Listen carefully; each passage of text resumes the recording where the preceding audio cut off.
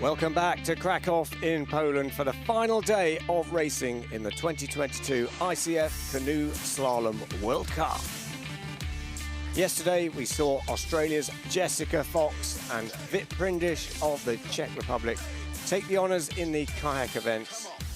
Today it's the turn of the canoe events, and later on it is the extreme kayak.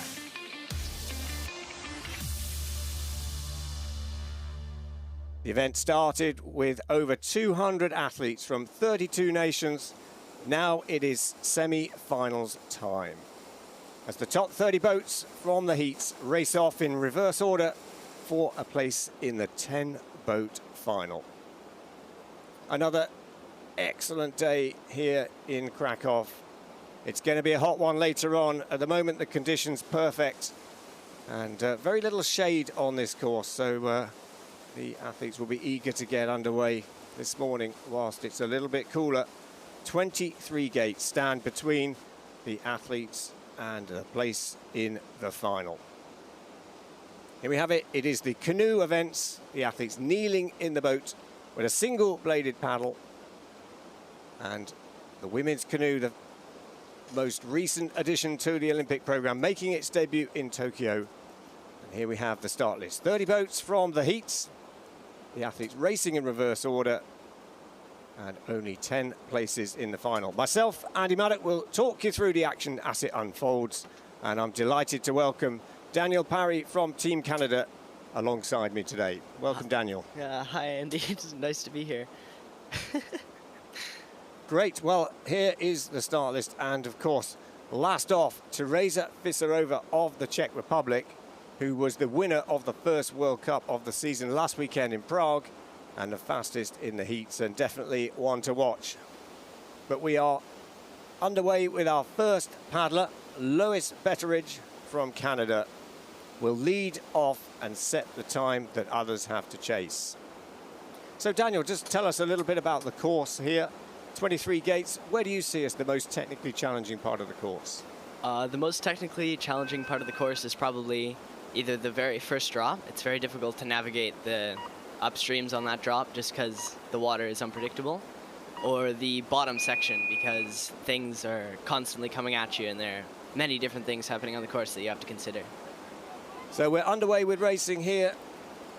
Look at that, not a puff of wind. The gates absolutely still, which provides optimal opportunity for the athletes to really cut the line on this relatively small whitewater course. That's a really difficult move for the C1s because they only have one blade they can use to navigate back and forth. Oh, Lois hitting the ball out there. So if you're not familiar with the sport of canoe slalom, then you are allowed to make contact with the obstacles on the side. You don't get penalised for that except on the clock, but you mustn't hit the poles. So a 2-second penalty added with any part of your body, your boat or your paddle. And of course, 50-second penalty if you miss a gate. So it is a confirmed 2-second penalty on gate 9 for Lois as she now comes down towards this sprint section, 13 to 14. Lois not on a great run so far, but maybe she can make it up on the bottom. That 2-second touch will prove costly.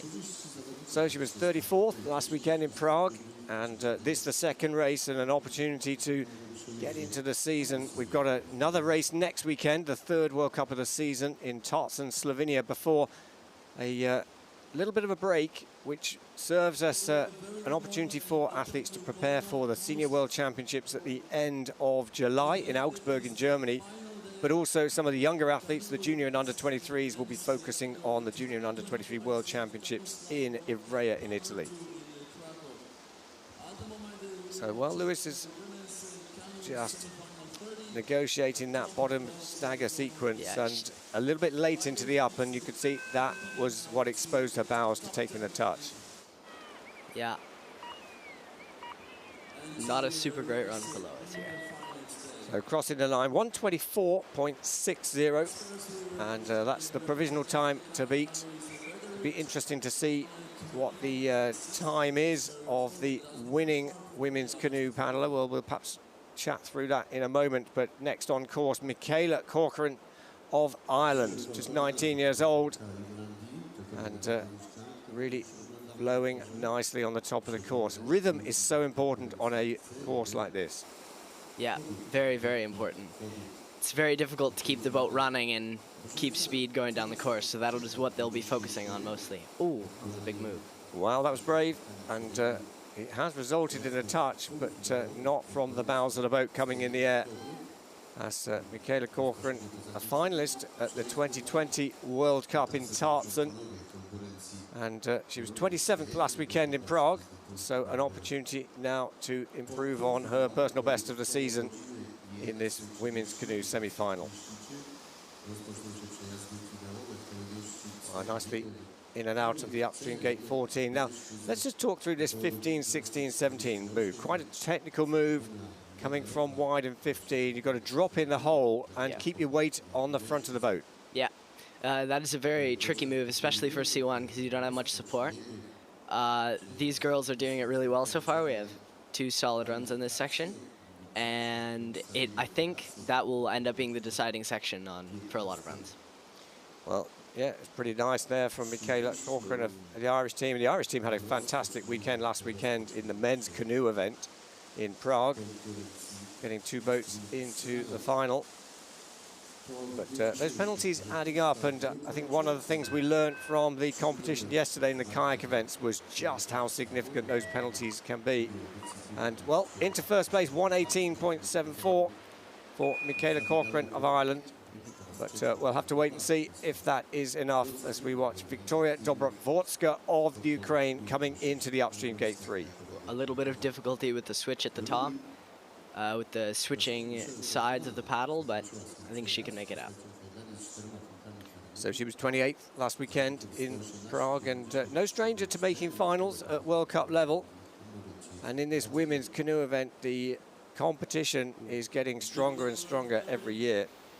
Made its debut in the Olympic program in Tokyo, as I said earlier, and we have the Olympic champion racing in this semi-final, Jessica Fox.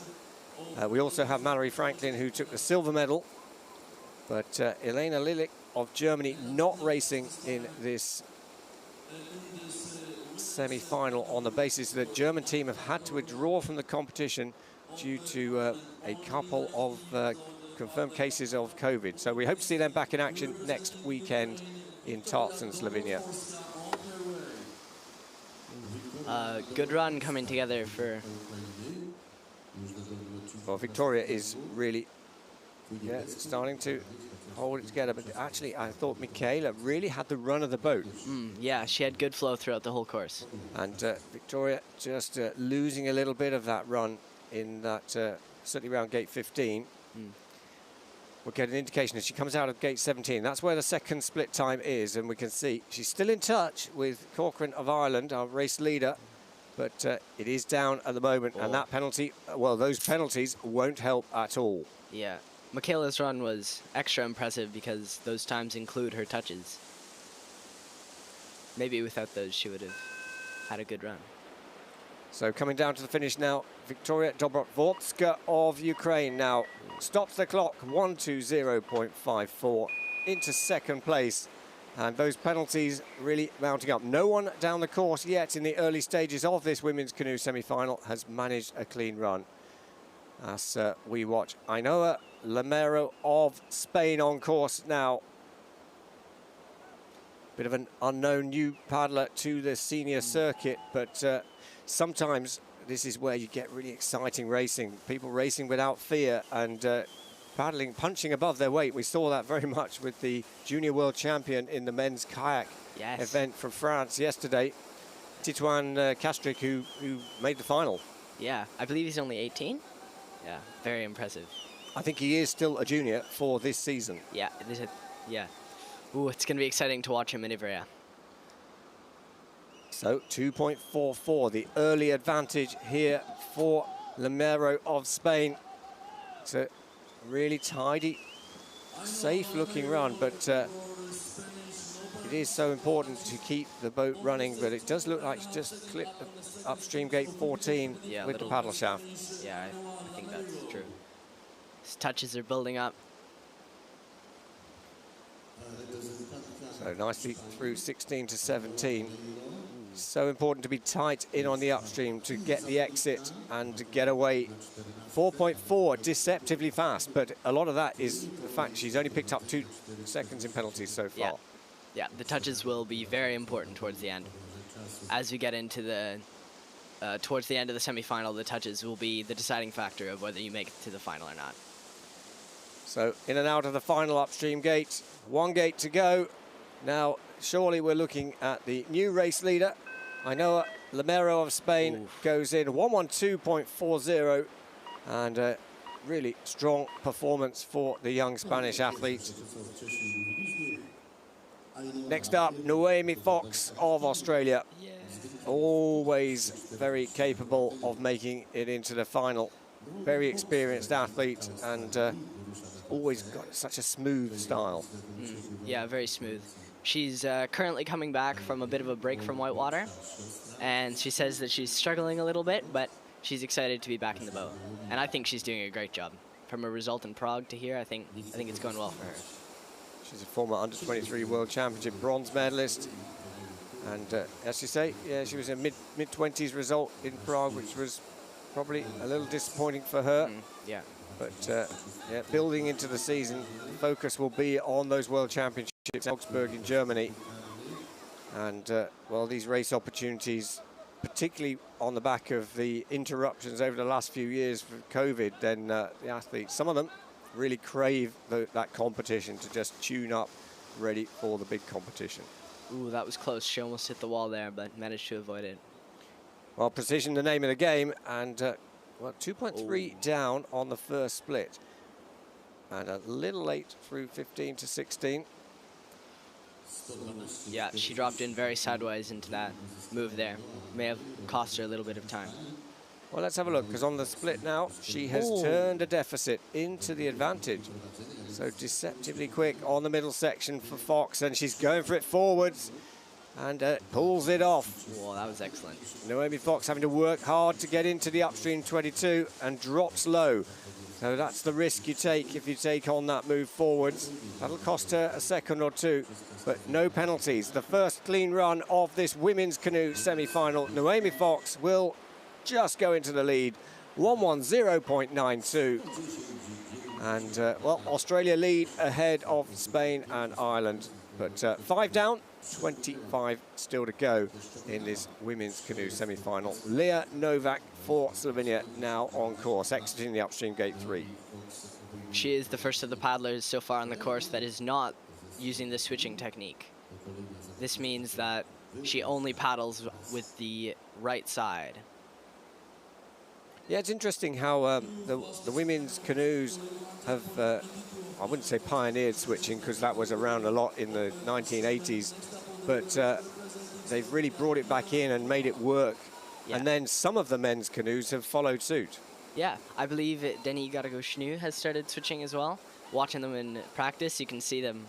A lot of the big C1 men names are practicing switching a lot in practice. Hopefully we'll get to see more of it in racing soon, because I believe it's a lot faster.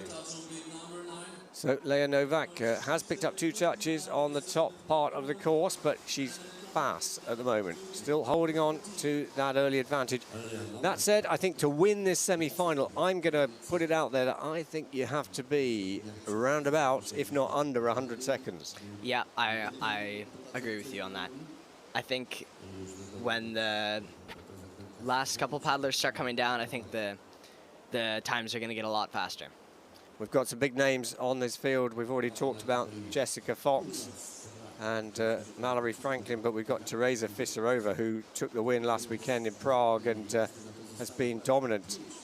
She was on the podium yesterday in the women's kayak event as well, so really making her mark on the senior ranks. But Leah Novak still only the 2 touches from the top of the course. It's not going to be good enough to take the race lead. 116.26 and into 3rd place. Yeah, lost some time on the bottom there. Next up, Eva Alina Hodjeva of Slovenia. Again, someone who's already, despite her young age, been in a few World Cup finals and gained that experience. And that experience vital in terms of just understanding the tactics, the just calming the nerves as you go in the semi-final because it's so competitive. Yeah. Yeah. She has a very gritty paddling style. She never gives up. When you see her in a gate, she's always going for it. It's very impressive to watch. Yeah, she just missed out on the final last weekend in Prague, 13th. Ooh, another big move there. And, well, that was brave, but she gets the reward. Risk and reward is a big discussion point in canoe slalom because you've got to be prepared to take the risks if you want to win the race. But canoe slalom can be very cruel at times and tight margins and sometimes too much of a risk and it's game over. Yes, it can, and a big part of the canoe slalom is also how quickly you can recover from your mistakes. It's all about, after you make a mistake, how you can think on your feet and recover mentally. It's a very difficult sport in that regard. So just a second down on the top section and now coming down through this tricky 16-17 sequence. Nicely done, tight in on the upstream. A little bit deeper than she might have liked for Eva-Alina. Yeah, a bit of a late switch causing her to be late in the exit of the gate. And now 2 touches on this bottom section. And that suddenly turns that 3.4 second deficit into more like 7.4. And so many runs we saw in the kayak events yesterday were undone at the bottom of the course. And it looks like Eva-Alina, who worked so hard on the top part of the course, has just let it slip away at the bottom. Yeah. 116.33. And at the moment, that is into 4th place. But remember, 30 boats here and only 10 places in the final. Avi Liebfarth of the United States of America now on course. Very attacking style, and she is a multiple medalist at Junior World Championship level and has won a medal at World Cup level in this event. Yeah, she has a very controversial style of paddling. A lot of talking is going on about her technique, but it's working for her right now. Oh, she was super straight through 6-7. Very nice there, but silly touch on 9. And 2.2, the advantage at the top has suddenly just gone all square. It is Noemi Fox, our early leader in this women's canoe semi-final, ahead of Ainhoa Lemira of Spain and Leah Novak of Slovenia. So here we come into the upstream gate 14. Ooh, that was tight. Tight. The whole head and part of the boat must go through the gate at the same time. And no questions there for Avi. But there will be some people, I suspect, who ask the question of the judges on gate 14, particularly when we get into the final. Yeah, you'll start to see some really adventurous moves that will make the judges really think about it. Well, Avi has extended the advantage when you consider she's picked up a 2-second penalty. Yeah. So 1.5 seconds up now in the business end of the course and very confidently through that final stagger and super tight into 22. Surely she is going to take the race lead here. We're live in Krakow in Poland and not the tidiest line to the finish, but it is enough by quite some margin. 1:06.57. Avi Liebfarth of the United States of America is the new race leader. On course now, Kimberly Woods of Great Britain. A 2-time European champion, 2017 and in 2012. And, well, very accomplished in this sport of women's canoe and has been there pretty much since the start. Yeah, and she also does women's kayak as well. So she's a very talented paddler outside of canoe as well. And she was a World Championship bronze medalist last year in the kayak. Not getting quite the success last year, but she was focusing on the kayak last year because of going to the Tokyo Olympics, but she's a little bit low in the upstream 11, but does hold on to that boat speed. Yeah, we are having quite a few problems in gate 9-10 so far. I think people just aren't going through the middle of gate 9 and they're seeing the consequences. So 0.39 down at the top. That's no drama at this stage in the competition. We know that Noemi Fox was really quick in the middle section and Avi Liebfarth found time at the bottom of the course, the current race leader. So this is where the time is really going to count. Importantly, I was just going to say, importantly, it's to keep it clean, but Woods in all sorts of trouble on gate 16. Yeah. So not only the 2-second penalty, but now low into the upstream gate 17. And, well, that's a big mistake and a big threat to not making the final. Yeah, she's going to have to really pull something out here if she wants to stand any chance. Yeah, 10.5 seconds now, the deficit over Liebfarth of the United States of America. And Liebfarth was strong on the bottom section, so not a lot of opportunity to find more time. And this looks like the first shock of the women's canoe semi-finals is that Kimberly Woods of Great Britain is under threat and only into 6th place at the moment, 1:17.90. And, well, the course not very forgiving. Sophie Ogilvie of Great Britain on course now. Looking for her first final of the 2022 season. She was 25th in Prague last weekend. She has made a World Cup final back in 2019 in her debut season on the senior circuit, but an early touch there on gate 7. Yeah, apparently she's been feeling good on this course, enjoying it. Hopefully she can put a good run together. Ooh, that was quick. That was the best we've seen that done so far, I think. Yeah, that was, you're right, really working well with the water. If you ignore the help you can get from that curl on the stopper, then you ignore it at your peril. Yeah. Yeah, following the water is very important. Very well. Again, tight in nicely, running the boat on the exit of 14. Sophie Ogilvie now into this critical section. This is where compatriot Kimberly Woods had problems on 16. She won't know that. She'll be focusing on her own run and delivers that very nicely. Yeah, very nice. Another late switch there. I don't know if they're doing that on according to a plan, but so far that was good. So the penalties, though, adding up. Another penalty on gate 14 and another one there picks up. So easy on that 3-gate stagger to just pick 1 or 2 penalties. 2 in Sophie's case, and now 8 seconds is just too much, surely, to make the final. Yeah, that is a very unforgiving section of the course. If you get the first gate wrong in that stagger, it's going to be very difficult to make it out. So Sophie Ogilvie stops, got 1:17.74 into 6th place, and disappointment there because it's a quick time, 1:09, but cannot afford those penalties. Yeah. Well, they're coming down thick and fast. The big names now. Ana Satila of Brazil on course, who is always exciting to watch and won Brazil's first medal at the World Championships in 2017 in this event. Yeah, she has a very, very nice style to watch. It's very smooth, very powerful. It's impressive. She has clean through there. She has 2 World Cup wins to her name. She was only 20th last weekend in Prague, which was a bit of a surprise, and I would be expecting her to be challenging not just for making the final, but actually challenging for medals here in Krakow today. She's in touch at the split, but just a little bit of indecision there, and she'll lose a bit of time on the clock, but no penalties picked up there.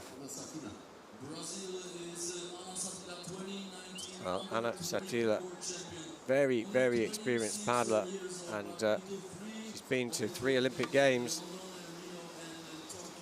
Ooh, that was very, very close to the wall. Hitting the wall there will be very costly. Well, very good through 15, keeps the boat running, doesn't go any further into the eddy than necessary. Now, this is the critical move.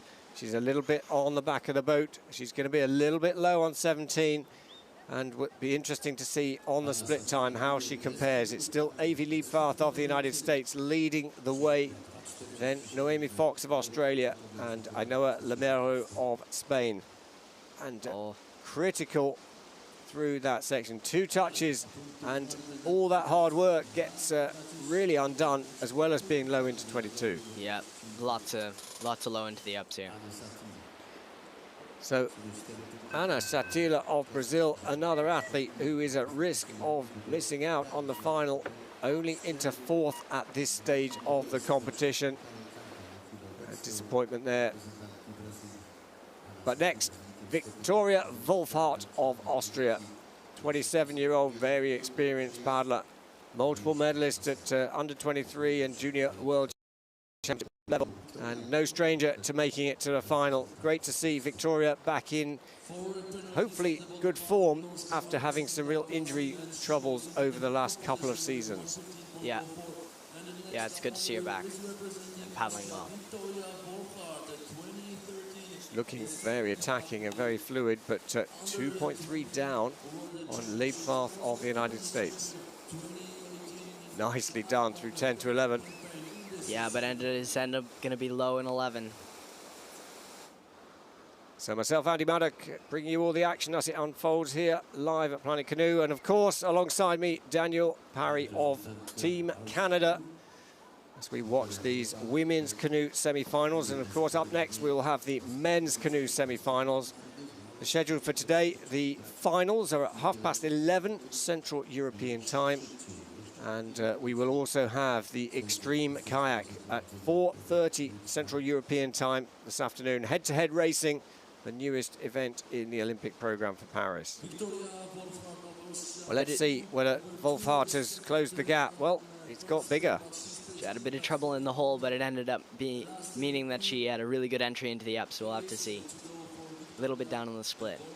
But critically, she keeps it clean through those three downstreams. That's where we saw Ogilvy, and we also saw Satila just picking up extra penalties at the end of their runs. Nice line to the finish. Victoria Wolfhard surely going for a place in the top three, into third place, 112.14. And it is a clean run, only the second clean run of the day. I think she knows it'll be close, though. There's that look on her face. So now Alja Kozarog of Slovenia sets off on her semi-final run. 30 boats down to 10. That is the job on these semi-finals, and it is all down to this single run race. A bit of trouble there. Yeah, that down in the eddy on gate 5, it's so, well, you've really got to try and keep the boat speed, haven't you? Yeah, it's very difficult, and once you go through 5, and if you have a lot of boat speed, it makes 6 even more difficult. It's all a very difficult section. Oh, a spin there. That's the first time we've seen that. 2.75 dropped at the bottom, but that's super fast that into was 11. really, really quick. Wow, that was impressive. There'll be a few people looking at that on the video before the finals, and then suddenly give away a 2-second penalty on gate 12. So this gap in the middle of the course, 13 to 14, that I guess you've just got to dig in and dig into your physical reserves. Yeah, that's where the biceps come out. How does it help the athletes kind of refocus if they've made a mistake? Yeah, so if you've made a mistake and you're in the middle of the course, it's so nice. You get a nice mental break for like 5 seconds. And it's good to be fresh for the bottom, not physically, but mentally. And you talk about physical. How physical is this course? You know, is that where most of your time comes from? Yeah, this course, especially in Krakow, is a very physical course. The water is not often going where you want it to go. It's Prague last week is less physical than this here, but this is intense. You get to the bottom and you're breathing hard, that's for sure. Well, into second place for Alja Kozarog of Slovenia. That one touch, but 110.66. Evie still in the lead. Yeah, that's looking strong, I think, for a place in the final. 106.57, the time to beat. As here we have the first Polish paddler on home water, Alexandra Stach, now comes into the upstream gate 3. We'd expect a bit of local knowledge from the Polish athletes, and, well, hopefully getting into the final to give the crowd something to cheer about. Yeah. Yeah, I was talking to her before our race this morning, and she said that she's very excited to race on her home course. She was only 30th last weekend, 19th in Tokyo, so she went to the games last year. And we're part of making history when this women's canoe event made its debut. And another good line there. A little bit not quite as good as Alja Kozarog, the previous paddler, who absolutely nailed that move. Yeah. Yeah, some local knowledge coming in handy there to help her get some extra speed into that up, though. All right, let's see how she does this. So, well, she's not taking any major risks on 14, but focused on keeping the boat running. And it's so important, as you were saying, Daniel, the water's a bit sluggish. And as soon as you let the boat decelerate, then that's up to you to have to re-accelerate the boat and use vital power that you could have used somewhere else in the run. Yeah, a big part of racing on Krakow is that you have to be really good at jumping over the features. So the little hole areas stop you instantly. And it's very important that you know how to jump them. Ooh. Well, it's interesting here because Stack had turned a deficit into a credit, 0.65 at the second split, but high into 20. Super tight on 22. Was the whole head in the gate line? Well, that's not for me to discuss. That's for the judges to decide. She crosses the line in second place. It's a great run from Alexandra Stach of Poland, but I suspect there may be a bit of a review on gate 22 as we watch Miran Lazcano on course now for Spain. Miran is the European champion of 2021 and was in the unfortunate position of finishing 11th just outside the final in Prague last weekend. Well, she's a regular finalist, and when she finds the groove, then she's deadly fast. Boom, a good move there. So let's watch her into the upstream gate 8. She looks very composed and really like she's found the rhythm. 1.5 down on the top. I don't think that's a big drama if she can nail the move. Not quite as fast as Alia's, but still good. Maybe the spin will be the way to go. Well, I think anyone who's heard my commentary for a while will probably have heard it over and over again, is that you can only lose it at the top. You don't necessarily win the race at the top, but you can lose it. And I think she's building into this run quite well, apart from that touch on 14. Then Miran now coming through gate 16. This is the critical move. She's done that very nicely. Ooh, that was excellent. That was very good. But she is going to be down on the split by 3 seconds now. But it's still in contention for top 3. We're nearly halfway down the order in this women's canoe semi-final. So, a little touch with her hand on the last gate of that stagger. No, well spotted, Daniel. That's that's put her right on the back foot now. Miran Lazcano of Spain. It's a tidy run, but those 2 touches, is it enough? Into 7th place for now, and I fear that will not be enough to progress into the final. Yeah, 7th place. With the rest of this lineup, I don't think she's got it. So we are at the halfway point in this women's canoe semi-final. 30 boats to go, or 30 boats to go down totally. 15 still to go, and it is Avi Liebknecht of the United States leading the way, 106.57. That includes a 2-second penalty. Alexandra Stach of Poland in 2nd place, that confirmed results, and Alia Kozorog in 3rd. And well, it'll be interesting to see where that cutoff lies, because we still have some big names to come, the likes of Fisarova, Fox, Franklin. We've got Monica Doria Villarubla and Martina Satkova. Some big names. Well, it's certainly heating up here in Krakow, and there's very little shade. How do the athletes cope with the just off the water? Because even the tents are pretty hot when it's on a day like this. Yeah, well, here at the World Cups, it's considerably easier than it is at other races because we have these private tents for every country, and sometimes our team leaders will give us food and stuff, which is nice of them. It's all about, I just put my earbuds in and try to focus all day thinking about the course, trying not to get too warm. Drinking water. Water. Yeah, hydration is key in the weather conditions like that. We have members of the British team. Gareth Wilson, the coach. Peter Linkstead there. He'll be in action in the semi-final in the men's canoe event. That is following on from this women's canoe event. But the reason for the gap in proceedings is that the first of our German competitors was due to race down in this women's canoe semi-final. But unfortunately, the German team had to leave the competition, had to pull out yesterday because there was one confirmed case of COVID on Friday, but unfortunately another case confirmed on Saturday morning. And as a result, as part of the rules, then the rules state that the team have to withdraw.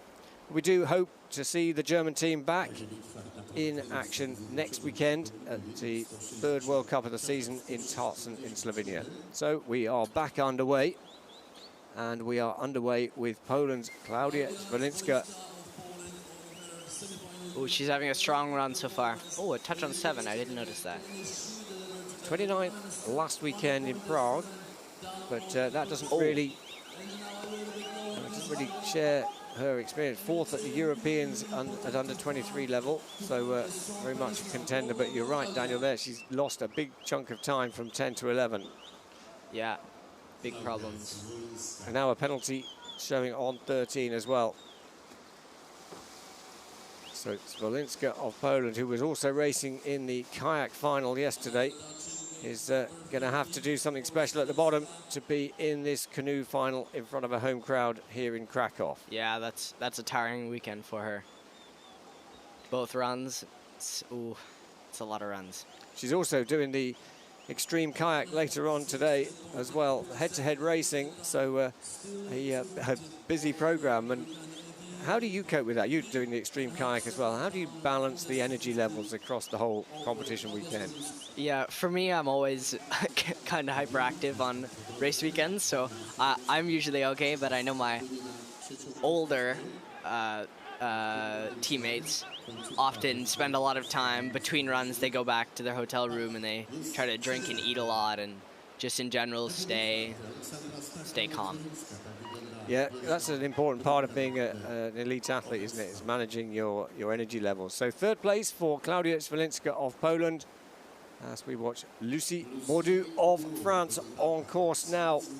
She was 9th last weekend in Prague, so very much a contender for a final and a regular finalist. And maybe is this going to be the opportunity to get on the podium, challenge for a place on the podium, because Lucy is very consistent, but needs to take that next step and start to be challenging for the podium. Yeah, she's been paddling well in training. Hopefully she can put something good here so she can perform well in the final. Well, she's in tight 0.3. That's one of the closest split times we've had to race lead time. AV lead path of the United States. And good between 10 and 11. So through one of the challenges of this course, she can now open up on this little gap, 13 to 14. Now into the tight upstream 14.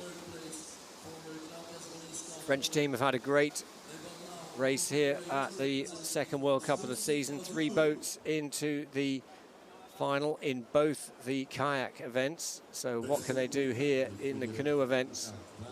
Wow, that's very impressive. 3.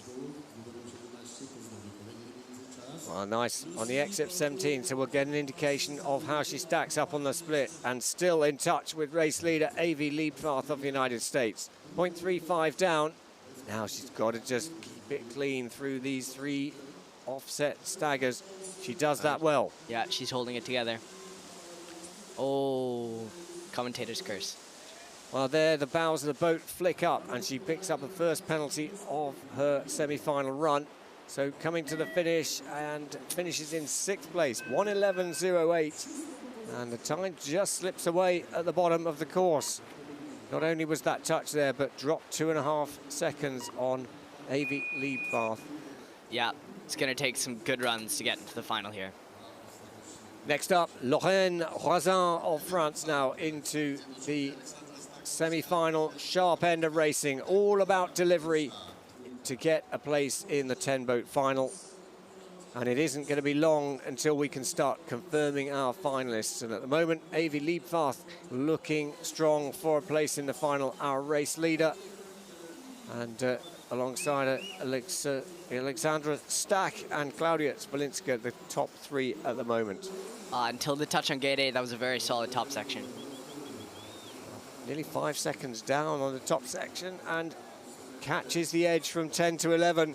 Lorraine Roisin is now having to paddle back for 11, and it hasn't gone the way that she would have hoped on the top part of the course. But this gate 13 is the opportunity now, this sprint here, to just clear the head and refocus as coming into the bottom half of the course. Yeah, I have a message from her. She says, kisses Jacques, who's her father, and does all her coaching for her in the winter. And happy Father's Day, because it's Father's Day in France today. Yeah, very good. Well, let's hope she gets things together on this bottom half of the course and gets the challenge for a place in the final. 4.95 was the deficit. What's it going to be now? 9.74. And that time from gate 10 to 11, very costly for that paddle back. Super tight through that stagger sequence and keeps it clean into the upstream gate 22. Yeah, making the judges sweat. So one more gate, and now it is Lorraine Bazin who crosses the line in 11th place. So it's not going to be a place in the final today for the French athlete, and it is still Avi Liebvaart leading ahead of Alexandra Stach and Klaudia Zwolinska. They are the top three and looking strong for a place in the final as we watch Jana Matlkova of Slovakia on course. Oh, that was really tight. I think she got away with it, though. I think that was just perfect. Oh, she's really cutting the lines here. I should apologise. It is for the Czech Republic, Jana Matlkova. As now she is in touch. So deceptively fast on the top part of the course. To battle a little bit, 10 to 11, and the bat was washed away. Tricky little move there. She looked like she'd really got the curl. Yeah. Yeah, and then she just had a bit of troubles on the eddy line, which is the little bit of water between the eddy and the flow. So now coming down towards gate 14. Well, she's done the top part of the course fairly solid. Has that little time loss on 11. That will have extended the deficit. But at the end of the day, this is about getting through into this World Cup final. Then everything starts from zero, and you get the opportunity to fight it out for not only for the podium spots, but also for World Cup points. It's a 5-race series, and this is race 2. Race 3 next weekend in Tartzen, Slovenia. Then we go to Po at the end of August, and then La Seu in Spain for double points at the beginning of September. Yeah, it's a big summer here for these athletes traveling around Europe. Well, she's done a really tidy run on the bottom part of the course. She's clean.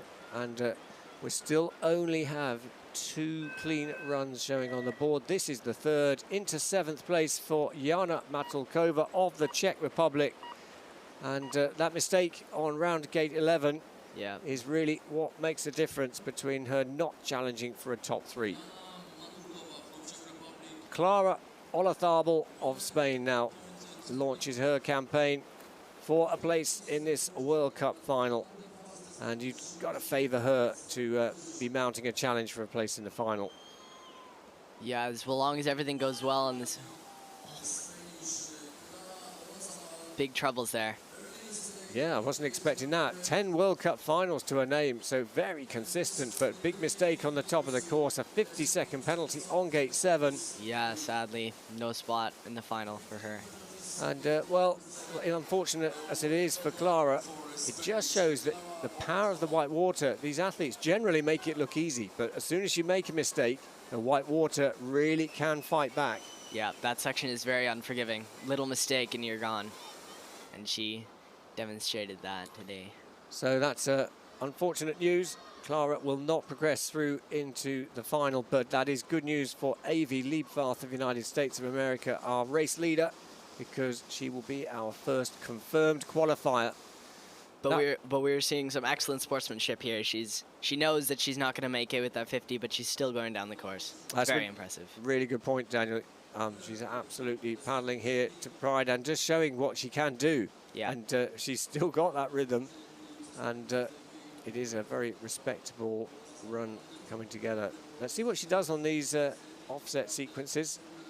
Takes the risky line forwards. Going to spin at the end to get tied into the upstream 22.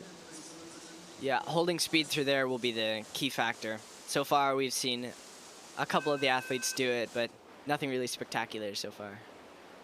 So unfortunately, crossing the line outside of a place in the final, down in 20th place. But that does mean Avi Liebvaart of the United States of America. Well done, you're in the final. Monica Doria Villarubla of Andorra now on course. 11th in the Tokyo Games and a regular finalist on the World Cup stage. Yeah, she had an excellent run in her extreme yesterday. I think she's feeling good. Yeah, she enjoys paddling on this kind of water. She missed the final last weekend, which was a surprise. She was 16th in Prague. Yeah, a lot of big names missing out on the final.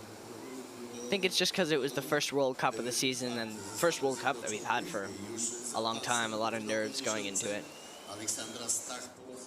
Well, she's certainly got the rhythm at the moment. She's 1.8 down on the split time of race leader Avi Liebfarth, but remember, this is about getting through into the final. So let's watch as she comes into 14.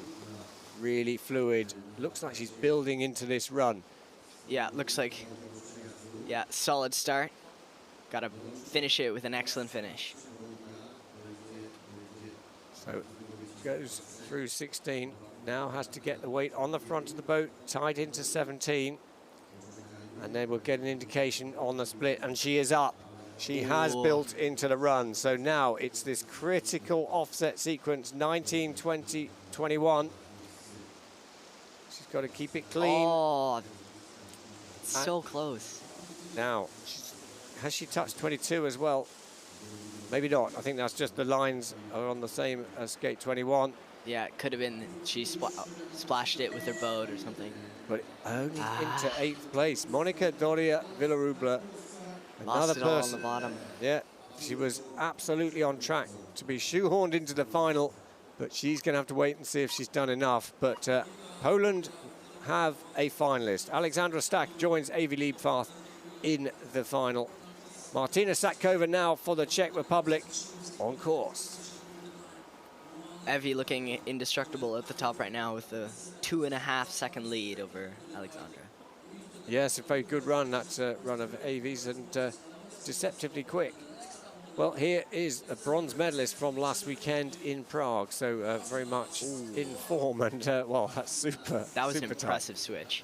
Takes a lot of coordination. There's a moment there when you don't have a paddle in your hand, and she pulled that off very impressively.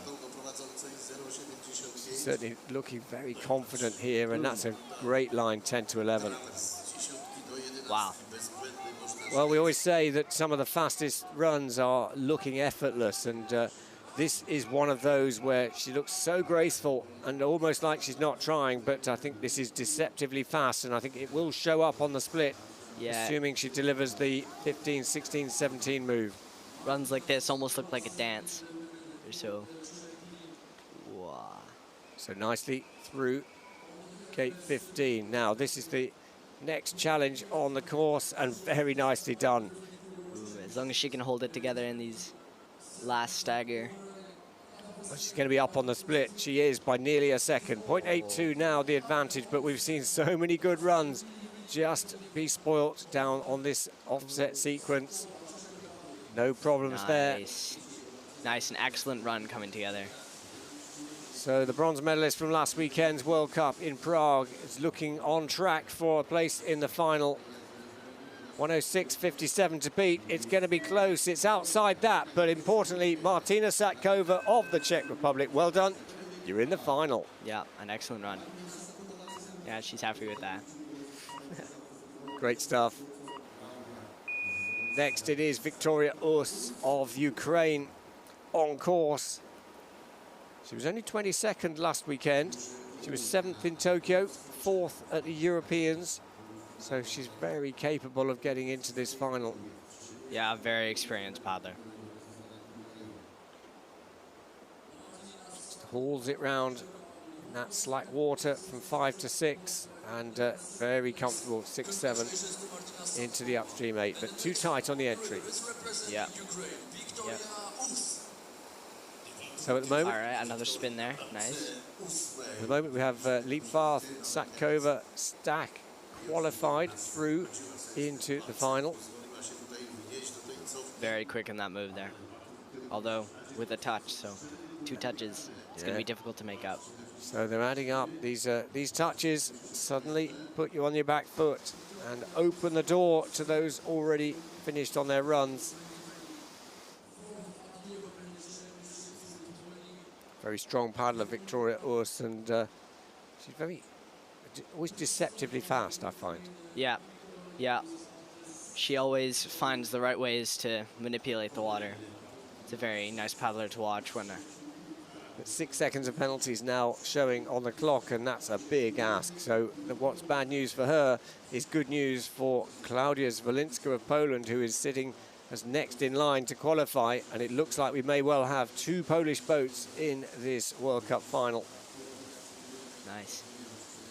That's home court advantage, it would seem.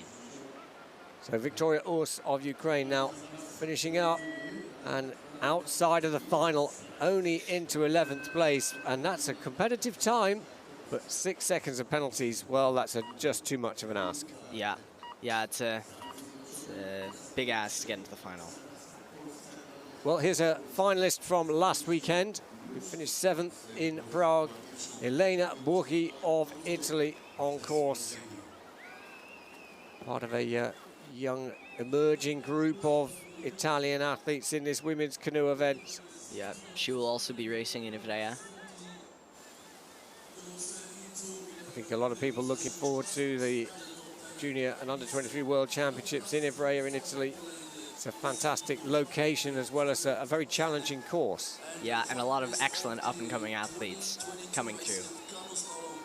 So she's in touch on the top split, certainly in touch with a place in the final. A little bit low, though, into the upstream 11. So at the moment, we have Avi Liebfarth of the United States of America, our race leader, ahead of Martina Satkova, Alexandra Stack, and Klaudia Zwolinska. 4 boats qualified. But we still have the fastest boats from the heats to run in this women's canoe semi-final. It's a tidy run, though. Elena Borghi, although she did drop low into the upstream 11, she's still in touch, and most importantly, still clean. No penalty showing. She's going to be 3.5 seconds down on the split, but that is still in the region of making it into the top 10 and through into the final. Yeah, she has to hold it together and put up a good time here at the bottom. Well, she's done that. She's kept it, well, I was going to say kept it clean. She has picked up a touch on gate 16. But Go. Here she goes to the finish, 110.61 into 5th place. And well done, Elena. That is enough for a place in the final. Excellent. Really exciting to watch her. On course now, Mallory Franklin of Great Britain. She's a world champion from 2017, Olympic silver medalist in Tokyo last year, and fresh from winning the European Championships in Liptovsky Mikolas just a few weeks ago. Another athlete who's competing at the highest level in both the canoe and the kayak category. Yeah, she's an excellent paddler, very confident on her switches. Super smooth on the top section, and she is up. Not many people have managed to challenge the top split from Avi Liebfarth of the United States of America. But Mallory Franklin has done that. Not the best on 10 to 11, but that's no drama. Yeah. Definitely she can be happy with that. It's now coming down towards the second part of the course. The upstream gate 14. Really just conserving energy, isn't she? She's trying to run the boat as much as possible to get the fast time. And it'd be interesting to contrast her style with Jessica Fox, who'll be similar running the boat, but she'll have a higher stroke rate. Yeah, Jessica Fox is a very powerful paddler. Her technique is very similar to the C1 men. So she's extended the advantage at the moment, 0.57 up, so is our virtual race leader. Now spins on gate 20. Now she's got to get in tight into the upstream 22. That's the critical move still to do. Oh, spin on gate 20 was good, but last touch 22, it's unfortunate. So there are reviews going on gate 2 and gate 9. No penalties given at the moment, but provisionally into 5th place. And assuming there's no other penalties awarded, then that is good enough for the final for Mallory Franklin. So at the moment, it is still Liebfarth leading ahead of Satkova and Borghi. That's the top 3. As now Jessica Fox of Australia sets off and has picked up a penalty on gate 1. Oh, yeah, it's very disheartening when you're on the course, and it's difficult to forget about. But Jessica, a very, very experienced paddler. Well, she didn't have it all her way last weekend and didn't make the final. She finished 24th. Surprising. First in the K1 women's here yesterday. She's looking for a second gold this weekend. And certainly is quick on the top. 0.45 down on the split, and that includes a 2-second penalty. So very much attacking, as we were saying, a little bit of a higher stroke rate, but still very good at running the boat. Yeah, Jessica Fox, my personal childhood hero, coming down the course. Well, you just watch the effort and the glide that Jessica achieves as she comes down through 15. She's got to keep focused here. 16, 17, this is an important move to deliver. Oh, a bit sticky there, but still good enough. And she's tight in and out of 17. That's where the time is like, wow, 3.84. So she has found time in the middle section. And is she going to challenge around the 100-second mark? Well, she possibly would if she hadn't hit gate 1. Oh, that was excellent. Her experience showing there, waiting for the gate, waiting for the right moment to pounce on it, and executed it brilliantly. Well, there is a review of gate 1 going on at present. She has a 2-second penalty, and she stops the clock. I wish we could have seen gate 1. In first place, 102.28. And, well, that shows, I think there's still a bit of time in there for the final. But well done, Jess. You are in the final, and she'll be going for a second gold medal of this second World Cup of the season. Here we have gate 1. Let's have a look. Oh, maybe a water splash.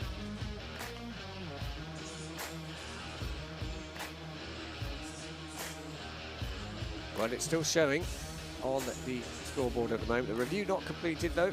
But Jessica Fox leading the way ahead of Avi Liebhardt of the United States of America, then Martina Satkova of the Czech Republic.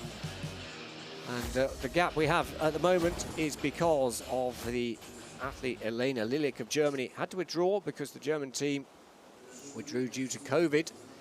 So a little bit of a gap, and that's a big disappointment. Elena Lilik has been in such good form in the last 12 months, but we still have 2 boats to run in this women's canoe semi-final. We're live from Krakow in Poland here, and of course, we have the finals coming up, 11:30 Central European time today. You can follow them live at Planet Canoe, and the Extreme Kayak is at 4:30 Central European time.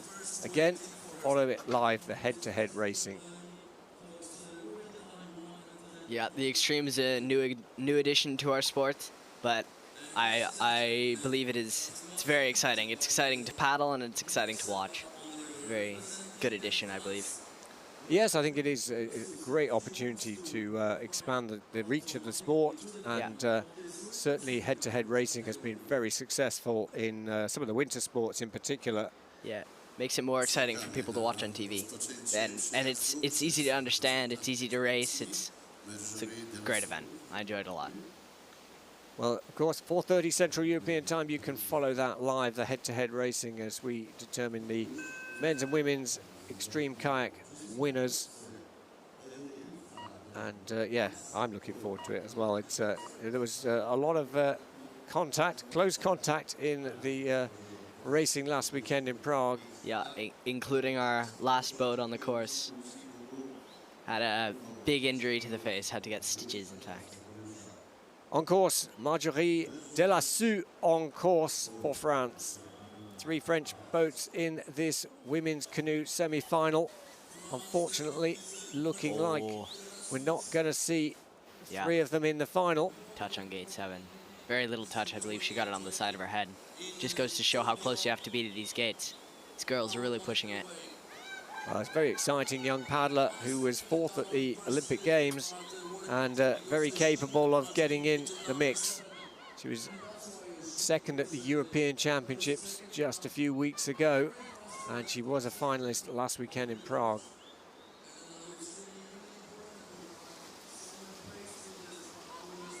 She's very attacking, but she has a superb run of the boat, really fluid style, which you do associate with the French. But is that a touch on 15?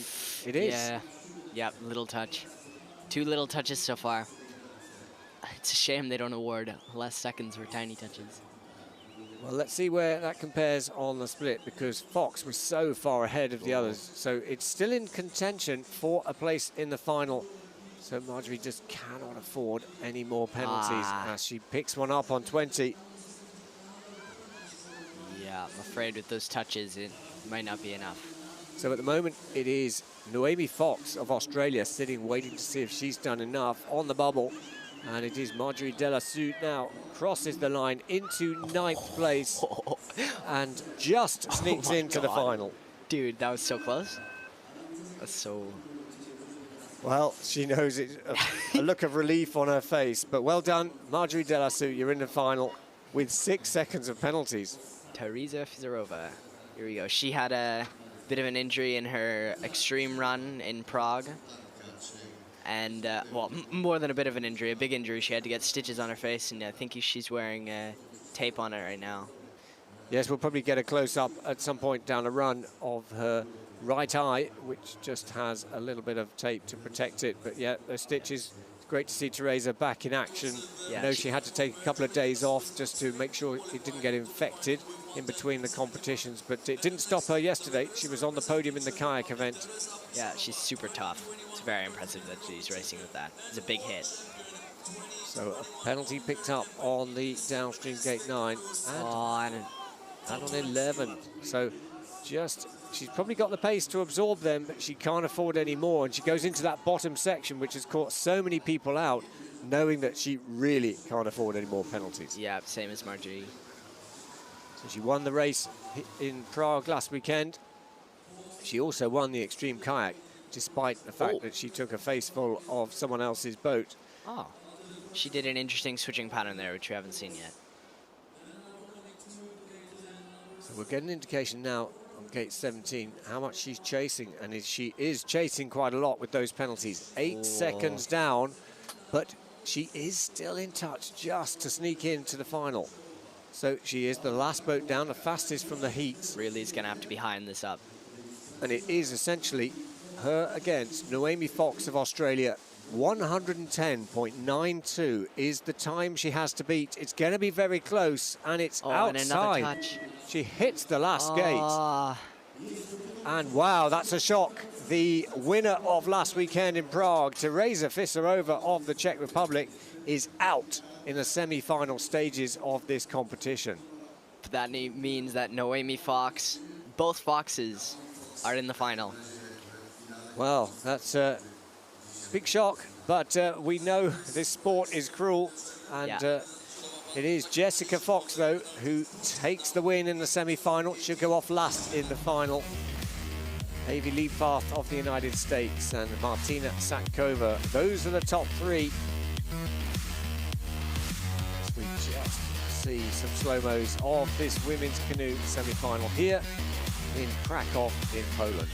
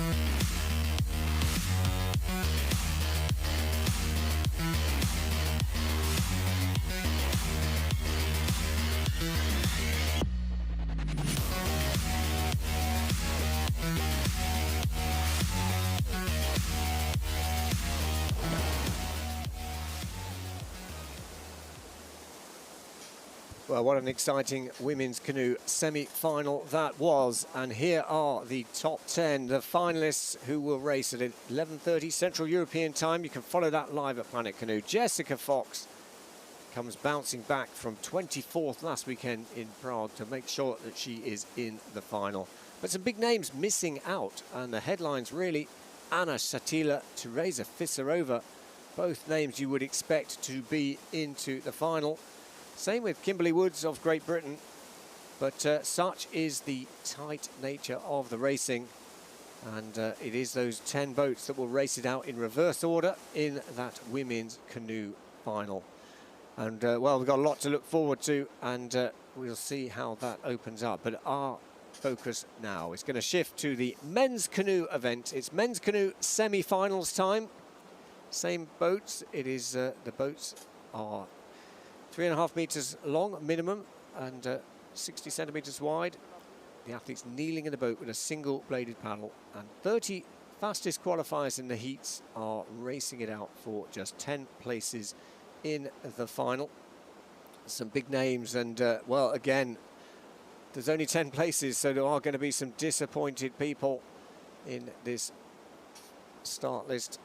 And, well, Mate Benos was the fastest in the heats. He will go off last for Slovakia. Myself, Andy Maddock, and alongside me, it is Daniel Parry of Team Canada, and we'll talk our way through the action. Yeah. Any favourites you've got? Who's going to take the honours here? Well, Mate is paddling really well recently. It was an impressive run in his qualifier. But I don't know, it's difficult to say. A lot of big names here. Well, it'll all unfold over the course of the next few minutes as we eagerly anticipate the start of competition. You can see there's the sun's certainly shining here in Krakow. We've got people hiding from the sun in the shade. Yeah, we've got the locals coming out to watch this race. And there, our official ICF photographer, sat there, hat on, waiting to capture those moments that you'll see on social media throughout the course of the weekend. So again, follow that live at Planet Canoe and hashtag Planet Canoe if you want to interact.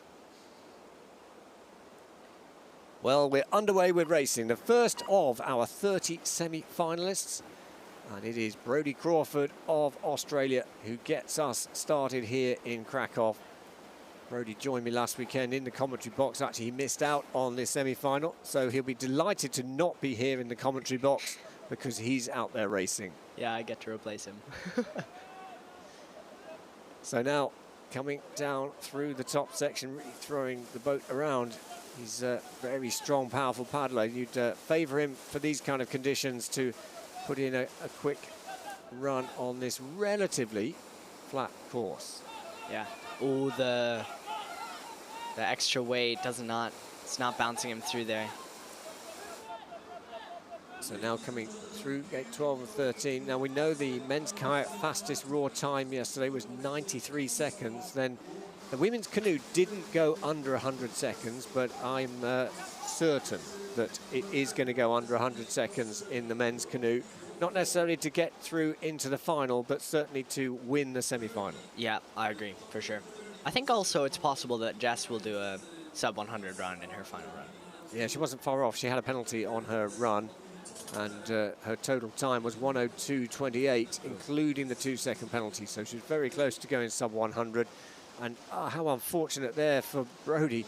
He picked up a penalty with literally the last little part of the tail of his boat on gate 19, and then another one on 20. Yeah, it's unfortunate for him. Except for that last stagger, it was a good run being put together. It was indeed. So that was a 98.63 plus 4. And again, the bottom part of the course bites back and turns a good run into something that is now vulnerable. There's Jessica Fox, our leader for the semi-final. She'll be getting ready for the final. 11:30 Central European time, we'll see her racing. Of course, she's last off on the basis of winning the semi-final. On course now, Takuya Haneda of Japan. Yeah, he's paddling well recently. Very impressive to watch him training. Olympic bronze medalist from Rio in 2016.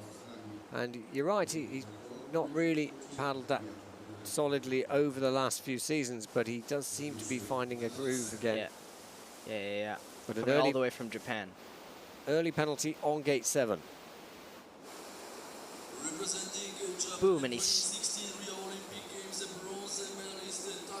Oh, that was good. So he is. Oh, but low in 11. Yeah, he's just lacking the consistency. He went through a phase in his career where he was consistently making finals.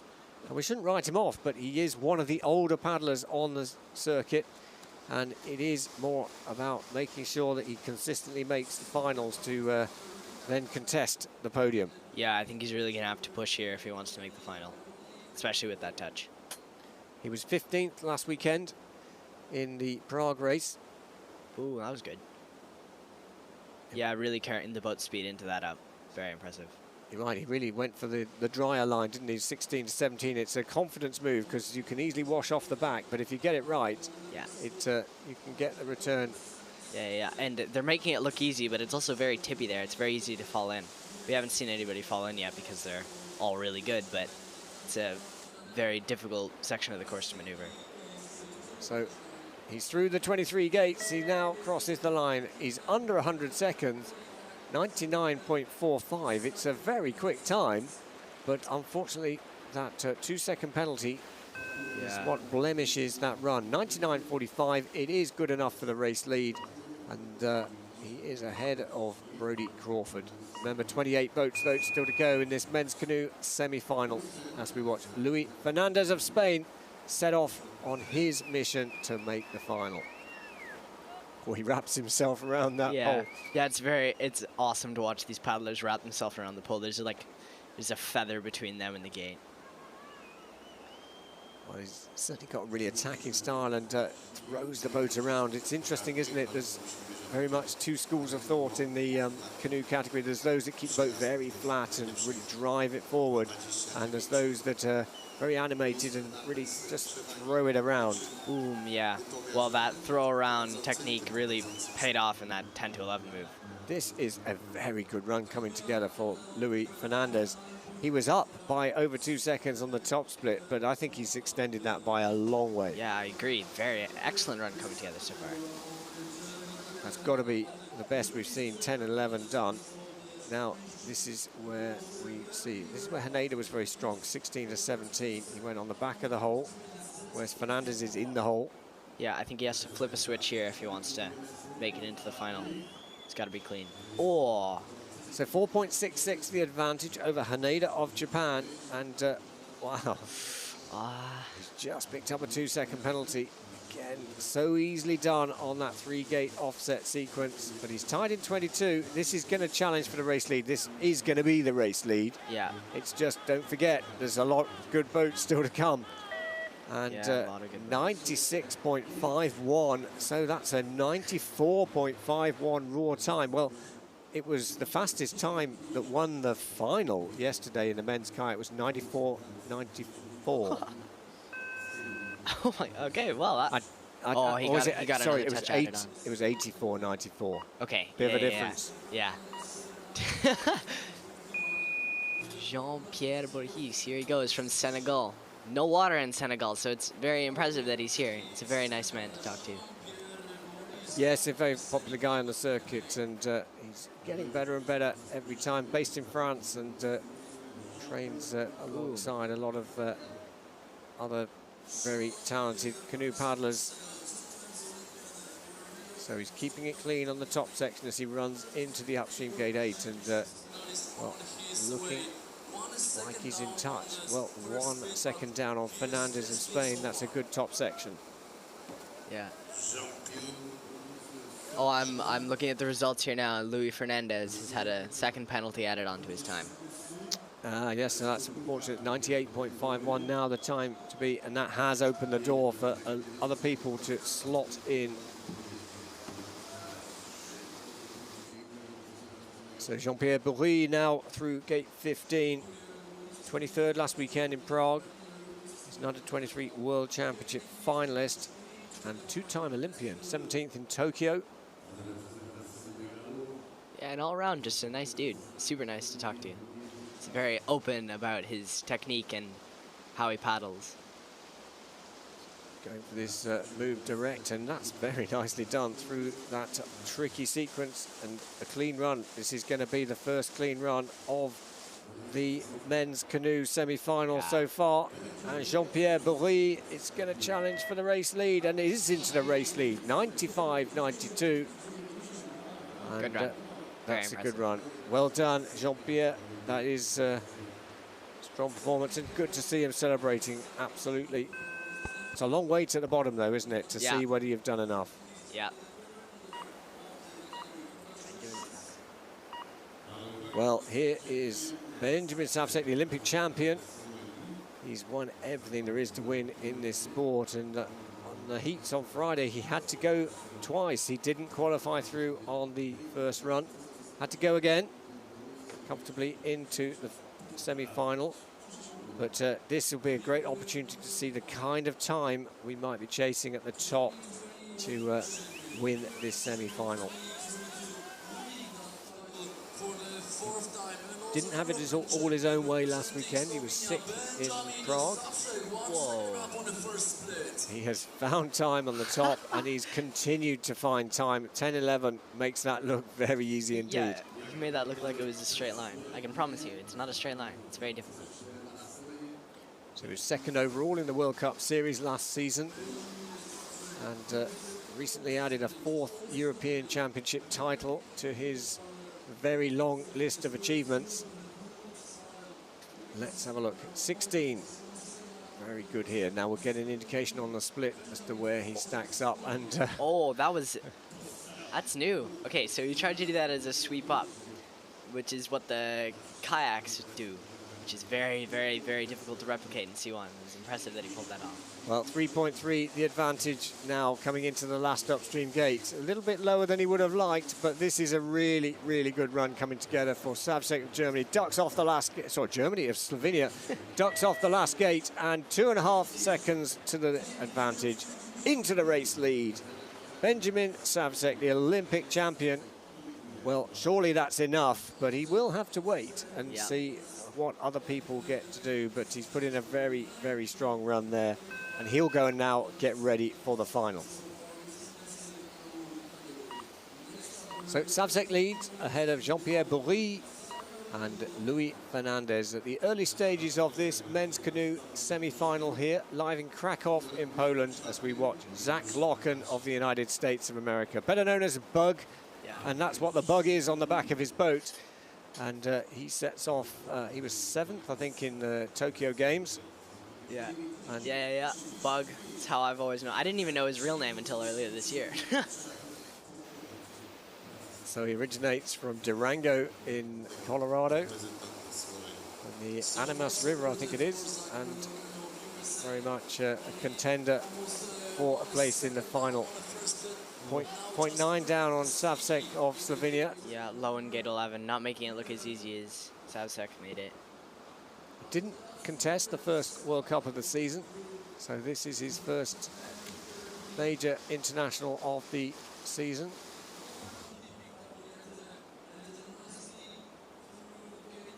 Now this will be a good indicator through 16 and 17. We've got the benchmark time. The Olympic champion has set the time to beat 93.35, and on the split time he's down 4.5 seconds the deficit, Bug Locken, but it's still very much down to this bottom section, keeping it clean, and he does just that. Super tight in the upstream gate, and finishes it off. Finishing strong. It's going to be into 3rd place, 98.3. And he's left the door open, but it is a clean run for Bug Locken of the United States. Yeah, it's shallow on that bottom part of the course. You have to be really careful after your run. You have to be careful not to fall in. It's very, very shallow. On course now, the winner of the first World Cup of the season in Prague last weekend, Luka Bozic of Slovenia. Again, another paddler who had to go again in the heats. Yeah, did get 3 very nicely. It's very impressive. Luca always looks a little bit steady, but he's deceptively fast. Yeah, he has a very like rock hard top hand. Yeah, and super efficient with his strokes. He doesn't look busy, but he's very effective. Yeah, very strong. So he in and out of the upstream gate 11. He was in touch with his compatriot Benjamin Savsek, who is our race leader at the moment. And you can see him there just kind of relaxing in the middle of the course. Yeah, he does. He always just looks super calm. Yeah. Just going out for Sunday paddle. Don't be deceived. This athlete, he won the World Cup last weekend. He's a very accomplished paddler in his own right. And now coming down, he was the World Championship medalist in 2019. Almost another sweep up there, which is interesting. So 1.81 down on Savsek of Slovenia, but still very much in contention for a place in the final. Oh, a touch on the last gate. It's so disheartening. Yeah, what a blemish there. That could well prove costly. 96.74 into third place for now. And yeah, the last gate. Was that a touch? Was it water splash? Well, that'll be reviewed anyway, just to check whether it is. But I believe it's a touch with the bow of his boat. Benjamin Savsek leading in the early stages for Slovenia, ahead of Jean-Pierre Bourri of Senegal and then Luka Bozic of Slovenia. As we watch Ander Elozegi of Spain, again another exciting paddler who you could expect him to be throwing his boat around a bit. Yeah, he has a very, very throwy technique. He also has a bit of a temper on him as well. If he yeah, don't get in his way in training. He's a bit of a scary guy. So yeah, he can throw himself around a little bit as well in that sense. But super experienced paddler. He's a World Championship medalist. He's fourth place at the games on 2 occasions.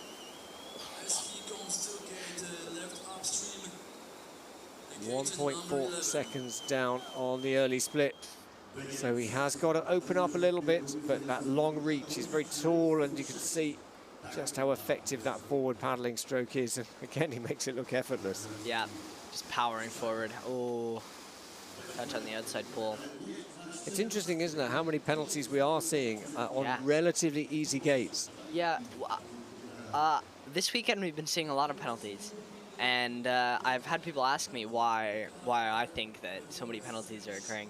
I think on the first day, so on Friday, I think it's because the water was changing height a lot, and there was a lot of up and down, and the gates were low and stuff. But today, I'm not entirely sure. I think it's just because it's a difficult course, and they're really pushing hard, and they're trying to cut the gates. Yeah, and another penalty now picked up on gate 19. Very nice on 22, but he's already outside of the lead time. And Ander Elozegi of Spain, he didn't race last weekend in Prague, and it looks like he's not going to progress into the final today. 7th for now, but we still have 22 boats to go in this men's canoe semi-final here. First of our Polish competitors is about to start. And don't be deceived, this athlete is going to be very quick, I anticipate. Kasper Stuber of Poland sets off on course. And one of those athletes that is not very consistent, but when he gets it right, then he is very fast. Yeah, he can really fly on this course. Yeah, he's got a good advantage here. Let's watch. Nicely through that side. Oh, I swear, commentator's curse, it's a real thing. Well, let's watch as he comes down through gate 9. And 1.31, so he is up on Savsek's raw time, but of course the 2-second penalty is there for everyone to see. But Kasper Stuber is, I anticipate, going to be still challenging for a first or second place here, based on certainly some of the raw runs he's done over the last 12 months. Yeah, impressively through that up, really pushing his hips forward and powering himself through. Ooh, tight through that gate. Very tight, making the judges sweat again. Well, here he goes through 16 into 17. We'll get an indication of where he is on the split. Well, he's down on Savsek of Slovenia. That we do know. 3 seconds down. So it's still a tidy run. And it's actually still competitive for a place in the top 3, but there's a lot of boats still to come down and a lot of good boats still to come down. Different angle there on 22. Now through the finish line. Has he found any time on the bottom section? Well, 95.07. It's a good run. 93.07 raw time, so quick enough for the lead, but that touch on gate 7 is just puts him down into second place. Savcek leads for Slovenia ahead of Stuba of Poland and Bourri of Senegal as we approach the third of the way through the field in this men's canoe semi-final. Yeah, you really have to be perfect to make it to the final here with such a tough field. Of course, now Robert Hendrick of Ireland coming into the upstream gate 3. He was 18th last weekend in Prague, and of course Ireland had 2 boats in the final, Jake Corcoran and Liam Jagoud. Now Jake Corcoran unfortunately didn't progress through out of the heats. Yeah, sometimes that happens. Canoe slalom is a very off and on sport. It's difficult to perform on every run. As Jessica proved it, winning both her kayak runs, but didn't even make the final last weekend. Well, Robert Hendrick is in touch with the Olympic champion, our race leader at the moment. 0.2 far down at the top part of the course. Now, as he approaches gate 14, this is precision's the name of the game on 14. There's a lot of different options on it, but you've got to make sure you're aware of what the bows of the boat are doing. You've got to make sure you don't make contact with the wall, and equally you've got to make sure you don't ask the question of the judges. Yeah, you have to make sure you're nice to the judges. Give them candy before the race or something. Well, Robert Hendrick now has dropped time, 3.5 seconds down, and again, not really done anything wrong there. No penalty showing. It shows what. It's just not a super flowy run. It's fast and okay, not quite clean, but yeah, you have to be super flowy and precise in order to progress here. It's all about linking the moves together, isn't it, and keeping the momentum on the boat. So a really solid run there, Robert Hendrick.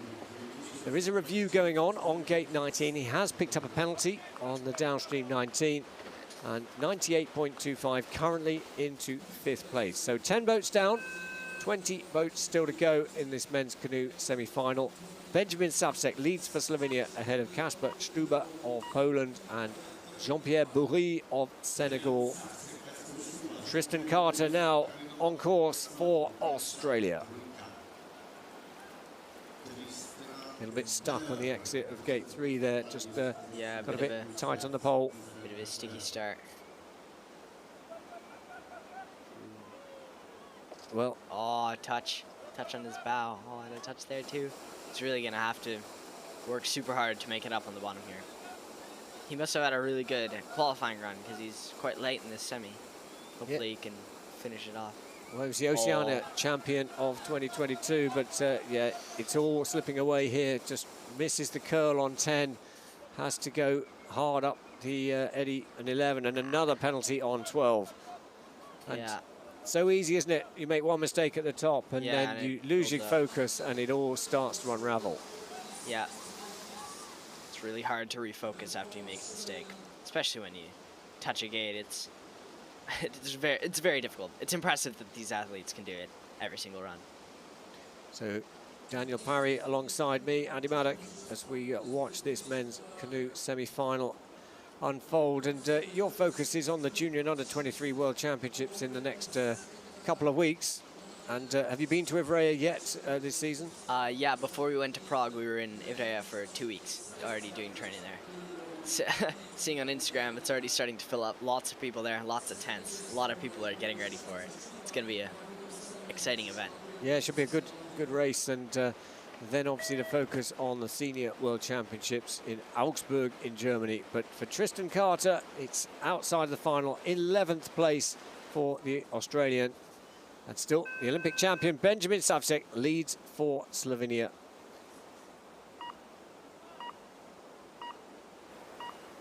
On course now, Liam Jagoud of Ireland, who was 8th last weekend in Prague in the first World Cup of the season. He's a World Cup winner from the Po race in 2020. and very much capable of making it through into the final again. Yeah, he's a very solid paddler. Very solid. Not always super consistent, so he's not always getting great results, but yeah, very, very nice paddler to watch. Went to the Tokyo Games, he finished 15th in the competition. And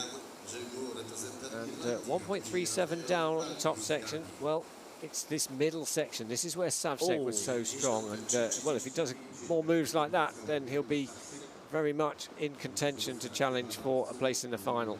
Yeah, really big wrap there. So the final, of course, will follow on from the women's canoe final. The women's canoe final gets underway at 11:30 Central European time. So not a lot of time to put the kettle on, get comfortable between the men's semi-finals. Yeah, I thought he wanted to touch that. Yeah, gate 16, Tiny so little touch. it's the slightest of touch, but it doesn't matter. It's still 2 seconds of penalties added to the time. But, he's very good through the offset sequence at the bottom. Yeah, lost time in the middle though. And another penalty on the last upstream. Liam Jigu has put in a credible run, but 4 seconds of penalties put him out the back door into 8th place. And yeah, it doesn't look like it's going to be a back-to-back final for Liam. Yeah. So Benjamin Savcek looking strong at the top of the leaderboard for Slovenia, ahead of Kasper Struber of Poland, Jean-Pierre Bourri of Senegal, looking increasingly comfortable for a strong result here in the sunshine in Krakow in Poland.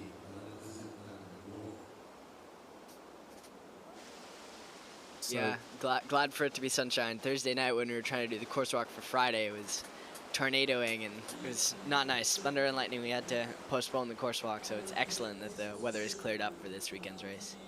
Well, there's a slight gap for where one of the Germans, it was due to be, Timo Trummer, going in this men's canoe semi-final. But if you didn't already know, the German team have had to withdraw from the competition. They withdrew yesterday morning as a result of a second confirmed COVID positive test. And so we do hope the German team will be back in Tarzen next weekend in Slovenia for the 3rd race of the World Cup season. But yeah, the start list goes unchanged, and no German participation this weekend. And that includes the likes of, you know, we had Hannes Eigner, we had Ricardo Funk, Elena Lilik, and I'm sure they'll be back firing on all cylinders, hopefully, next week. And certainly any of the team members who have COVID, we wish them all the best for a speedy recovery. Yeah.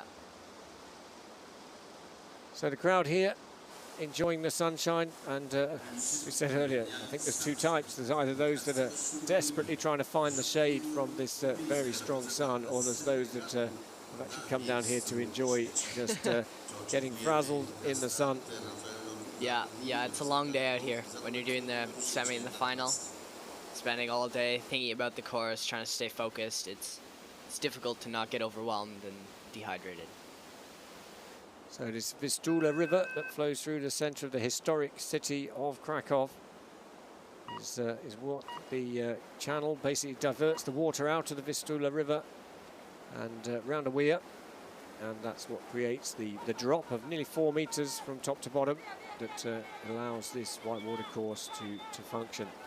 So we are back underway with racing, and on course it is Raffaello Evaldi of Italy, another one of those of the style that really throws the boat around, really exciting, dynamic paddler. Yeah, recently we are starting to see more people with that kind of technique. Less flow, more just throwing it. It's good, it's working out for people, but it's interesting to see the difference. So he's 4th at the European Championships earlier on this season, but missed the final last weekend in Prague, was only 25th in Prague. But, he's a World Cup and under-23 World Championship medalist, so should be capable of making the final today. But it's easier said than done, and sometimes the semi-final can be a tougher competition than the final itself. Yeah, sometimes we get faster times in the semi. So working a little bit harder from 16 to 17 than he would have liked, but 2.5 seconds down. Well, that's in touch for a place in the top 3 at the moment. Yeah, I feel like he hasn't really found his flow on this run. It's been pretty jerky throughout the whole thing. Haven't been a lot of really nice moves, yeah. Well, there's still, let's have a look, see if he can challenge for a 3rd place. He's found time at the bottom. Yeah, I was wrong. 4.40. Well done, Raffaello Ivaldi. You are surely going to be a competitor, a contender for the final. Into 2nd place at the moment, and a clean run is critical to challenge for a place in the final. Next to start, the big man, Alexander Slavkovsky of Slovakia, the oldest athlete on the start line. He won't like me saying that, but don't rule him out, because he will very much be able to contend as he comes into gate 5. Oh. Disappointment last weekend. Oh my God. And a bit of a too confident on the stern, ended up him falling in, but he's still going for it. He knows that if he puts down a really good time, he could still potentially get through. It's gonna have to be a bit of a flyer though. 4.2 seconds down, and Slavkovsky has not had it his own way at the top of the course, but don't rule him out, as you say. He's going to have to do some special paddling to get back from there. He missed the final last weekend, 13th in the semi-final, and well, this mistake looks like he may be repeating that. He's a 2-time World Cup champion overall. Yeah. He's a multiple European champion, and well, again, such a successful paddler over the course of his career, but he's still hanging on in there. He wants to go to the Olympic Games for the first time in his career in Paris, and that's what he's holding out for. So he's just made the job a lot harder by picking up a touch on gate 14. Yeah, not really finding the flow in this run. Everyone has super respect for Alexander, not only what he's achieved, but what he's still capable of. He's an immensely talented athlete. And he says, basically, he'll keep going as long as his body allows it, as he crosses the line in 12th place. And, well, that's a big surprise. Yeah, he's really pushed the sport and helped it grow. Very grateful for Slavkovsky. So here's the error. Look, just a bit too much edge there. Isn't quite ready to hold it on the blade. And, well, it's not very often that we see paddlers upside down full stop, let alone someone of the caliber of Alexander Slavkovsky. Yeah, just maybe lost focus at the start.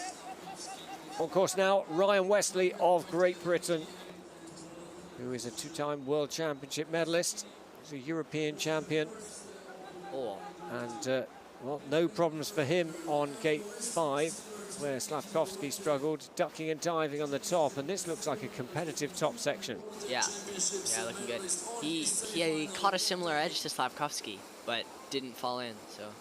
I think it was, looks like Slavkovsky ran out of the blade. He almost didn't quite have enough reach on the blade to stabilize the boat. Yeah, he tried to fix it with stern instead of just keeping the boat flat, which Wesley figured out. So Wesley's in touch on the top split with the race leader, Benjamin Savcek of Slovenia. And now into the business end of the course.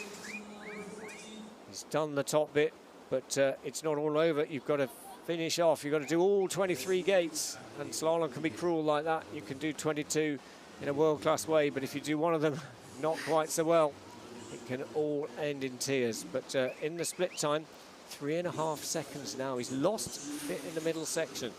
Yeah. Ben was quick on the middle section. I think Ryan was good there, though, through those downstream gates. He's tight in on the upstream. I think he's found some time on the bottom section. We'll review on gate 20. Let's have a look as he comes and crosses the line. Look at that. He did find time. 94.17. 0.82 down on the race leader. And it just shows you can, well... Yeah, don't give up. Don't give up. There's Joe Clark supporting him down, their training partners. And Joe Clark, of course, was silver medalist yesterday in the kayak event. And the review is, well, there's no penalty awarded. There is still a review going on. But Wesley into 2nd place for now, as we watch Roberto Colazzingari of Italy on course. He's a World Cup winner at Tartan, I think, in 2019. And again, another one of the exciting athletes who throws the boat around and really takes that attacking dynamic style to the next level. Yeah, it really makes him exciting to watch. So in and out to the upstream 8, and another one in touch. Similar kind of position to where Ryan Wesley was. Now, it's the middle section that seems to be where the time's lost. Now, Canoe-Kayak, he's lost a bit on the run into 11, but that suggests that's where Savsek was particularly strong. 2-second penalty as well, showing for Canoe-Kayak. Yeah, he's gonna have to pull something special out here. I think he's gonna have lost a bit of time through the middle here. Well, into 16 now. This is the crunch move, and just gets the weight on the back of the boat a little bit. That kills the speed and has to work hard. Now on the exit, he shows 7.3 seconds down. So some significant time loss in the middle. Yeah, the issue with the really fast-moving, throwing the boat around technique is it's really tiring. You get to the bottom and you have to be able to hold it together, and it's difficult. So coming through the finish gate, this looks like it's going to be outside the top 10. And it is only 15th place for Roberto Canoe-Kayak of Italy. So it is still Savsek leading ahead of now Raffaello Ivaldi and Kasper Stuber. Ryan Wesley has been given a penalty on gate 20. So he drops down the order to 5th place at the moment. Oh yeah, not quite as assured there. On course now, Lukáš Rohan of the Czech Republic, Olympic silver medalist, and he was on the podium last weekend in Prague on his home course. Yeah, it's got to be a good feeling. Ooh, yeah, promising top section so far. Now let's watch him through 9. Wow. Yeah. He's up on the Olympic champion, Savsek of Slovenia, the race leader. Not excellent, but still good. It's interesting, this middle section is where Savsek seems to be so strong. Yeah. Oh God. He's going to be angry at himself for that one. A penalty on gate 13. That could be costly. We've seen Ryan Wesley just slipped down the order just on a touch from gate 20. So Lukáš Rohan is going to have to be competitive on the split as he comes out of the upstream gate 17. Yeah, they're really, the lefty paddlers are struggling with that gate because they have to do a big wrap around that pole. Okay, and now a penalty, another penalty on gate 20 for Lukáš Rohan. So Lukáš Rohan all of a sudden now low in the upstream gate 22, and it's slipping away. So let's have a look at the time. Yes, it's going to be significantly outside of the zone and outside of the top 10. 98.84, and the bronze medalist from last weekend's first World Cup of the season will not be in the final.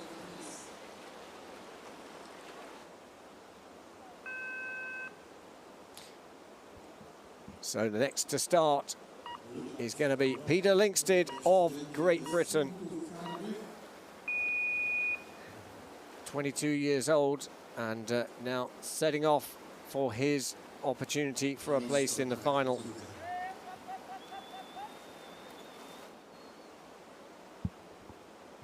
The newest member of the senior team for the British team. David Florence, of course, two-time world champion in this event, retired earlier on this season. And, well... Oh, a switch. I do believe that's the first switch we've seen in this semi-final.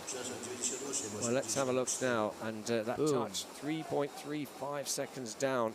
Suddenly, Peter was on a good, fluid top part of the course, but that penalty has put him out of contention. A little bit low in 11, but he did recover it quite well. Kept the boat speed on. Let's watch as he comes into the upstream gate 14. Opportunity, that sprint, is to just make sure that you, if you have made a mistake at the top, it's the opportunity to just refocus on the bottom section of the course and put any mistakes behind you. Yeah, it's a perfect opportunity to recenter yourself and get ready for the upcoming gates. So Peter Linkstead now on the exit, 7.8 down. It's a respectable run coming together, and this is the critical bit. Yeah, maybe. And looks like just caught the absolute front of his boat just on that downstream gate 20. Another penalty showing, but he is tied in 22. And well, last weekend he finished in 21st place in the Prague World Cup, and he stops the clock in 15th place. So outside of the final. Not an excellent run, but I think he can be happy with that. And still Benjamin Savcek leading the way for Slovenia, ahead of Raffaello Ivaldi of Italy, Kasper Stuber of Poland. That's the top three, and we have 12 boats to go in this men's canoe semi-final here, live from Krakow in Poland. And now it is Muin Debliki of France on course. Now, he was very strong last weekend, but just missed out in the final, finished 11th in the semi-final. So can he go better here? Well, he's on the back foot now. So easy to pick up a penalty, isn't it, on that top section, and then put you right on your back foot. Yeah, big move there. It's a good line, 10 to 11. Oh. He's keeping it fluid, but he has got work to do. Yeah, he's really going to have to push on the bottom here, seeing as this is where Savcek was so quick. Well, at the moment, the way it's going, then the likes of Jean-Pierre Bourri of Senegal, he's put in a great run, still sitting in 4th place, and yeah, put himself right in the mix for a place in the final. Still some big names to go, though, of course, and they are the fastest boats from the heats to run. But Muin Debliki of France now, 5.5 seconds the deficit, and the damage mainly done right at the top of the course. Yeah, it would have been really difficult for him to try to make this all up. Once you made a mistake like that on the top, there's no coming back, really. And there's no way you can fix it. It's a difficult sport in that way. Lucas Rohan just photobombing for a second. Wow. Junior European champion, still young, but at the moment only into 7th place. But let's just put that into context, because that's still a pretty good performance there. It does include a 2-second penalty. It may not make the final, that's correct, but it is all about learning, and it is still Benjamin Savcek of Slovenia leading the way. Now the world champion Václav Chalupka for the Czech Republic is on course, and following the disappointment of last weekend where he failed to make the final, finishing 27th on his home course, then he'll be looking to make amends here. Yeah, like I said, a lot of nerves probably going into the first World Cup in Prague, especially for this man who's had so much weight on his shoulders after winning the World Champs. So he looked very smooth, very confident on the top of the course, and justifiably so. Nearly half a second up on the split time over the race leader, Savcek of Slovenia. Boom, yeah, good move. Well, let's watch him now. Start. Through 12 and 13. Now this is the open section. Flat water, but you still got to make it work hard as you come into the upstream 14. It does look very effortless, doesn't he? Yeah, he's showcasing his strength here with how easily he does that up. So now into 16. As he exits 17, we'll get an indication of where he stacks up, whether he's managed to hold on to the advantage over Savcek. Well, he's dropped a bit of time, but he is still in contention. Yeah, Benjamin Savcek had an incredible middle section. But I still feel like this is a good run. This is stacking up well. It is. It's going to be in contention for a place in the final. There are reviews going on, and there is a penalty on gate 16. So Chalupka of the Czech Republic stops the clock, 93.69, including a 2-second penalty. So that is actually the fastest raw time by quite some margin. Into second place, and surely it will be enough for the final. But at the moment, it is now Benjamin Savcek, our race leader for Slovenia, who is confirmed as our first qualifier into the final.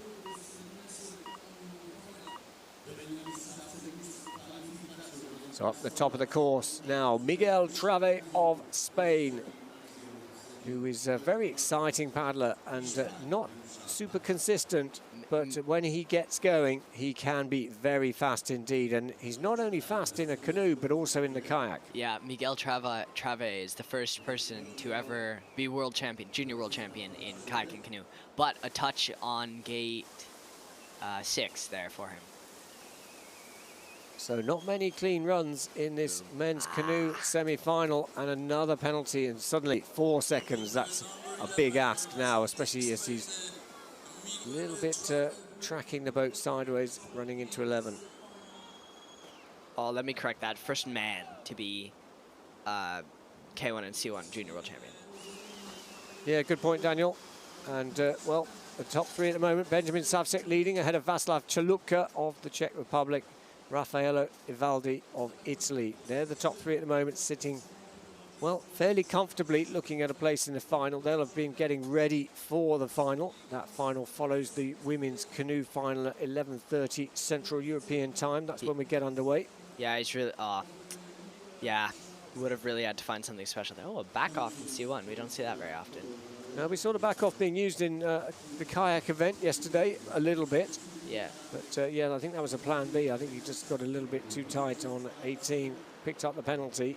And Miguel Trave has got 6 seconds in penalties and out of the final. 15th place. But that's good news for the world champion, Václav Chalupka of the Czech Republic. You are into the final. Václav's still having, they're still looking at his run to see if they have to add touches. So we don't know for sure. Yeah, it is still having an asterisk against his name, and that just suggests, it doesn't necessarily mean anything's wrong, but it means they haven't completed reviewing his run. Yeah, exactly. So next up, Marko Mirgorodsky of Slovakia on course, who was the consistent name last season in the World Cup overall. In the end, he finished 5th in the World Cup standings, but one to watch for sure.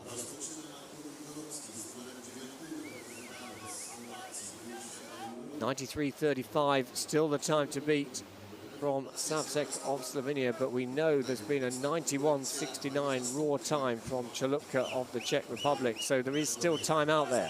Yeah, or really getting caught on the edge of the stopper there. And it looks like a penalty as well, just waiting for that to be confirmed, and there it is. So unfortunate there that Mirgorodsky of Slovakia has lost time with the penalty and on the clock. Yeah, big arms just getting in the way of the gate. Very tall paddler, very good reach, and put that to good use through the World Cup Series last year. Now into 17, very tight indeed, but the time is slipping away. Look at that, the deficit now at nearly 8 seconds. And well, that part of that is a penalty on 17. Yeah. And Mirgorodsky of Slovakia is not going to progress through into the final. But that does mean good news to the Italian team, because Raffaello Ivaldi looks set to be joining Václav Chalupka and Benjamin Savcek in the final. Only 18th for Marko Mirgorodsky of Slovakia. Yeah, and, that'll be disappointing. 3 now qualified into the final. 7 boats still to go in this men's canoe semi-final. On course now, Paolo Ceccon of Italy. The 3rd Italian boat in this men's canoe semi-final. Already we've seen 1 boat, Ivaldi of Italy, into the final. Can we get another Italian boat? Well, that's very deep. But yeah, really pushing deep in that into that dive. Well, it works well in terms of setting up the next move, but it's certainly not the quickest move on the course. Yeah, he carried speed nicely through it, so I don't think he will have lost too much time through there. But a touch on 7. So 3.2 down at the early part of the course. And this course, the characteristics, it's very hard to find time. Very easy to lose time. Yeah, well said. There's not many big moves where you can really find some time on your competitors. So into 14, super tight, wrapped around the pole. Now into the 15, 16, 17 sequence. So down in the eddy here. Then you've got to drop over through 16. ride the stopper across and get tight into the upstream 17. Yeah, there's been a bit of struggling with that move recently, but I think he did that well. It was decent.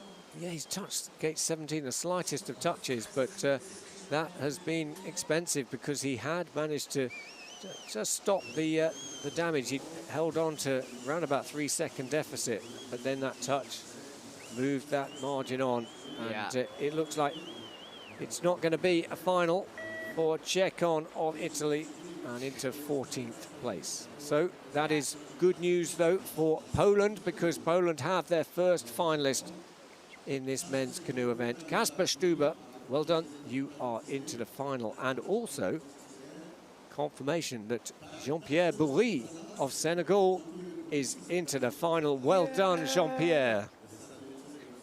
That's great. He'll be happy with that. And that confirmation really is due to the fact, again, at the moment, it should be Leonard Tuschre of Germany going down the course. But as we said earlier, the German team have withdrawn from the competition due to a small COVID outbreak.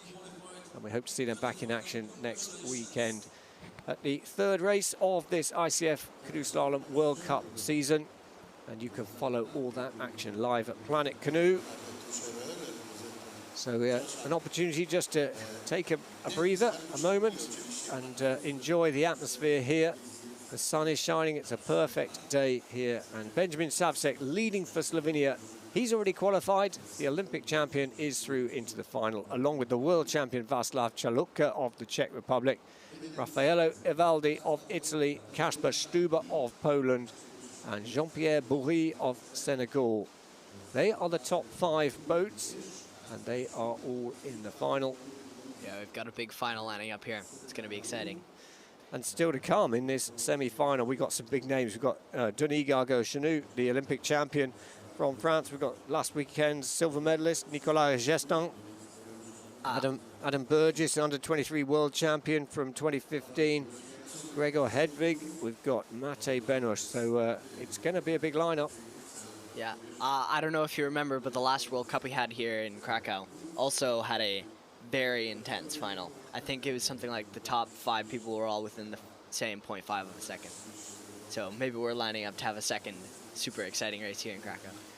Well, I anticipate we will. And the men's kayak yesterday, the top 3 medalists were separated by a ridiculously small amount. So I think it was 0.16 or something like that. Maybe a bit more, but it was certainly less than half a second. Yeah. So we're back underway with racing. 5 to go, and on course, Denis Gargaud-Chanou of France, the Olympic champion from Rio 2016, the reigning World Cup champion from 2021. And again, another athlete who didn't have it all his way last weekend, missed the final, 28th in the semi-final. Oh, that's risky. Boom. Beautifully recovered. Well, he's got off to a good start at the top part of the course, and he'll be very experienced. He'll know what he has to do to get into the final. Not take too many risks as comes into the upstream 11. This is a good run. He was in touch with Savcek's time at the top and maybe even made up some time, but God. He'll be replaying that for a while as when he gets the chance later on. This is 12-13. It's actually got quite a few touches in this semi. Surprising. It's easy, though, on what you might look at as some of the easier gates, isn't it? To start looking ahead, thinking ahead to the next gates before you've actually completed those gates. Yeah, and then you're there and you run right into it. But let's see how that has impacted his time. Well, 2.30 is still good enough to make it through into the final without having to wait around at the bottom, and he makes that easy. Yeah. It's so straight the way that Denis did it. Yeah, and then you watch me to try to do it, and it looks like a zigzag. Well, that's the art of slalom, isn't it? Is how do you straight line the moves? Denis Gargaud-Chanou. An incredible run from Denis. Is one to watch for the final. So he does go through into the final in 3rd place. That touch on gate 12, well, he'll be making sure he doesn't repeat that in the final. And, well, looks very businesslike at the bottom end, because ultimately it is just, the job here is just to get into the final. Then you go out for it later on. Savcek leads ahead of Čalutka and Denis Gargaud-Chanou. 4 boats still to go, and on course, Nicolas Gestin of France, who was the silver medalist last weekend in Prague in the Czech Republic, and very much in form at the moment. Yeah, been watching him in training, and he's, touch gate 5, just outside pole with his front of his boat. Yeah, watching him in training, he's looking powerful. He's the under-23 world champion of last year. He finished 4th at the World Championships at senior level. So already making his mark on the senior ranks and dancing with the boat through 10 to 11. Yeah, you see the bow just popping up a little bit. He saved that excellently. Yes, he slammed it back down, didn't he? It kind of got away, and he was like, no, you're not going there, and kept it together. Not like Slavkovsky. So he does very much have the opportunity still to directly qualify into the final. If he can hold on to this pace, then at the moment it's Ryan Wesley sitting at 96.17, who's next to be confirmed whether he's done enough. He's on the bubble, and that's the time that Gestin of France has to beat. He stabilised the deficit, still at 2.24, so nip and tuck, nothing to choose, and again, another good straight move through the offsets. If you remember, Benjamin Savsek was super fast in the middle section, and we keep seeing that people are making up a lot of time at the bottom on him, so we'll have to see.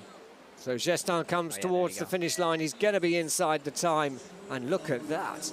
He really closed it down at the bottom, into second place with a touch.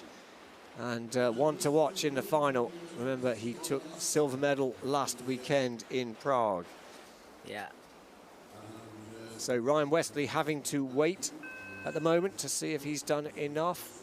Still 96.17 the time to beat in order to have direct entry into the final. On course now, Adam Burgess of Great Britain. He was 4th at the Tokyo Olympic Games last year. And you'd expect him to be very quick on this course. Yeah, he's been having a bit of trouble recently in his racing and training, but apparently he's trying to focus more on his mental state and trying to get back into it. He's still paddling excellently, though, on the top section of this course. Missed the final in Prague last weekend, finished 20th. But he is up. Look at that, 0.64 on the top section of the course. And, running nicely, still able to do it on the pivot on gate 11. That's always a good sign that you've got the boat speed. Yeah. Yeah, did that very nicely. So now he has this little gap between 13 and 14 before the course then tightens up progressively as you get down it. Yeah, he just has to hold it together for the bottom of the strand. So he has the 0.64 advantage from the top section. Now through 16. And we'll get an indication as he exits 17, whether he's held on to that. A bit sticky on 17 and just outside, but importantly in the mix for a place in the final. Yeah. Ducks off those downstreams and effortless through there. Nice. Hopefully they don't give him a touch on 14, because this is an excellent run. Well, no touch showing at the moment. There is a review underway on gate 14. But Adam Burgess stops the clock by just 3/100ths of a second. And well done. You are into the final. It is still showing a review on gate 14, but actually even with a 2-second penalty, that would be enough for a place in the final. Ryan Wesley of Great Britain still having to wait and see if he's done enough. He is on the bubble. Yeah, he's on the hot seat here. 2 boats to go in this men's canoe semi-final here live from Krakow in Poland. Gregor Hedvig of Poland now sets off, and we already have Kasper Stuber in the final for Poland, and Gregor, well, is on the back foot. An early penalty on the upstream gate 3. Gregor can be lightning quick, but again, another paddler who perhaps not as consistent as he would like. Yeah, and that touch on gate 3 is going to be really wearing on him. He has to try to focus back and put down a good run. So he's clearly quick, 1.6 down on the split, so already he is faster than the race lead time set by Benjamin Savsek. So he can't afford any more penalties now as he comes down towards the upstream gate 14.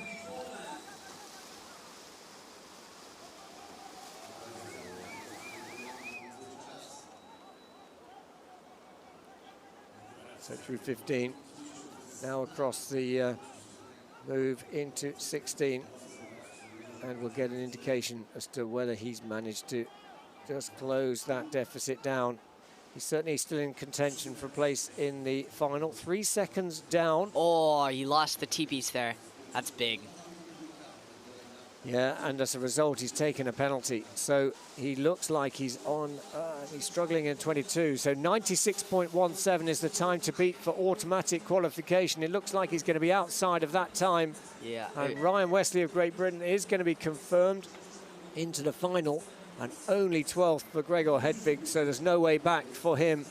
Great sportsmanship there. We're seeing at the bottom and smiling and waving at the camera. That's what we like to see. Yeah, good stuff there. So one boat to go, and it is the winner from last weekend, Luka Bozic, sitting in 10th place at the moment for Slovenia, against Matej Benuš of Slovakia on course. And, well, both have got a track record in this sport that's as long as your arm. Yeah. Benuš, an Olympic silver medalist from Rio 2016, and you never rule him out, but probably not as consistent in his performances as he once was. Yeah. Yeah, recently the consistency has not quite been there for Matej. But hopefully he can put one down here. Oh, okay, yeah, he's really close on the split there. He can make that up. That's right, and the job really here is to get inside 96.74. Low in gate 11. So at the moment he is in touch with a place in the final.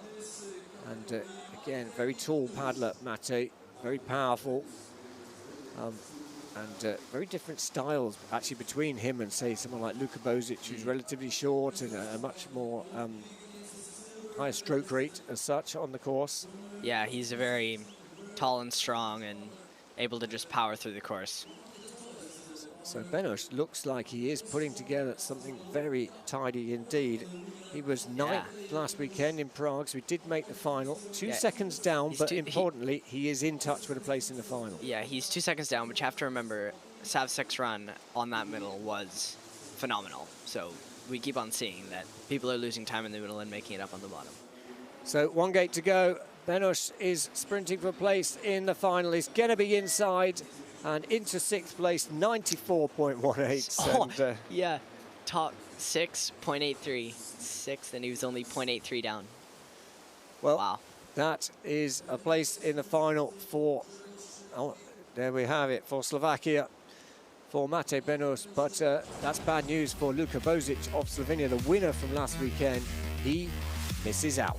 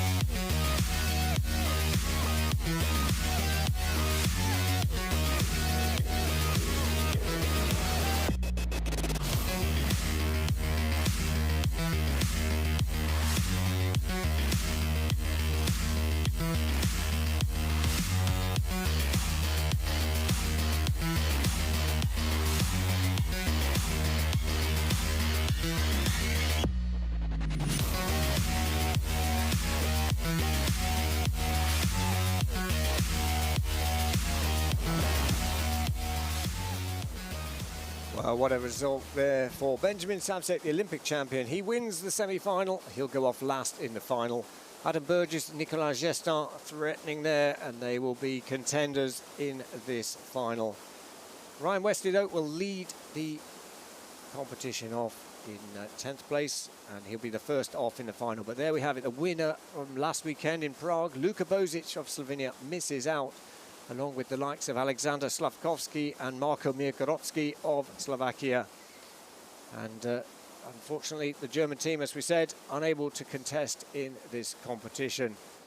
But that concludes the action here in the World Cup in Krakow in Poland for the semi-finals. We'll see you in just over 20 minutes for the finals of the women's canoe. But from me, Andy Maddock, and from Daniel Parry, it's bye for now.